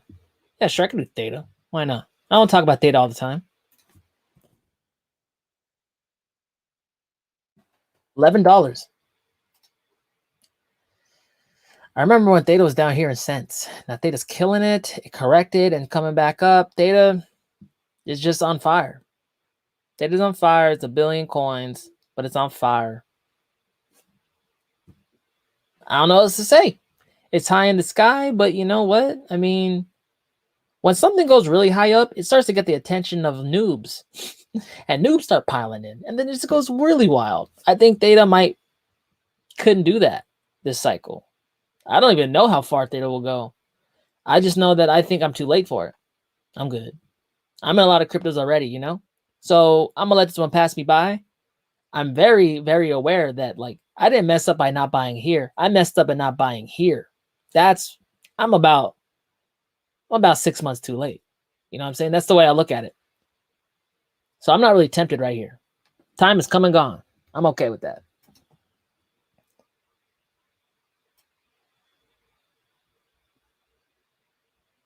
Hey, you know what, guys? We got some really, really good projects in the stream. I'm happy with the projects that we mentioned in this stream. There's new ones. There's plenty of things for you guys to go back and dig into more now. It's been about 3 hours. I'm tired as hell. And I got to go. But it's been fun, guys. This is Crypto and Coffee. I do this every single week at Sunday, 9 a.m. Pacific Standard Time. Unless I notify people on my Twitter that I'm moving it for like, you know, some reasons that are unforeseen to me. Okay, I did that last week, so my bad. But typically it's Sunday, 9 a.m. Pacific Standard Time. I live stream. We go over the macro charts. Then we go over, you know, what the community wants to hear about. Give me a day. I chop it up. I tweet out the chopped up link when it's ready out on Twitter. So make sure to follow me, DubDigital2Us, so you get that. Unless you just want to watch the 3 hours, that's cool too. But I'm gonna chop it up for you, so just know that. Yeah, it's been fun, man. It's been great. Thanks for hanging out with me. I know you guys are very busy people, got busy lives, and it makes me feel all warm and fuzzy inside. I just spend Sundays with old DubDigital. But hopefully, guys, your bags are blowing up. Make sure to do your research. Protect yourself. Always remember, bears make money, bulls make money, pigs get slaughtered. And I look forward to giving you guys some hot content this coming week. So without further ado, see you guys later. Peace.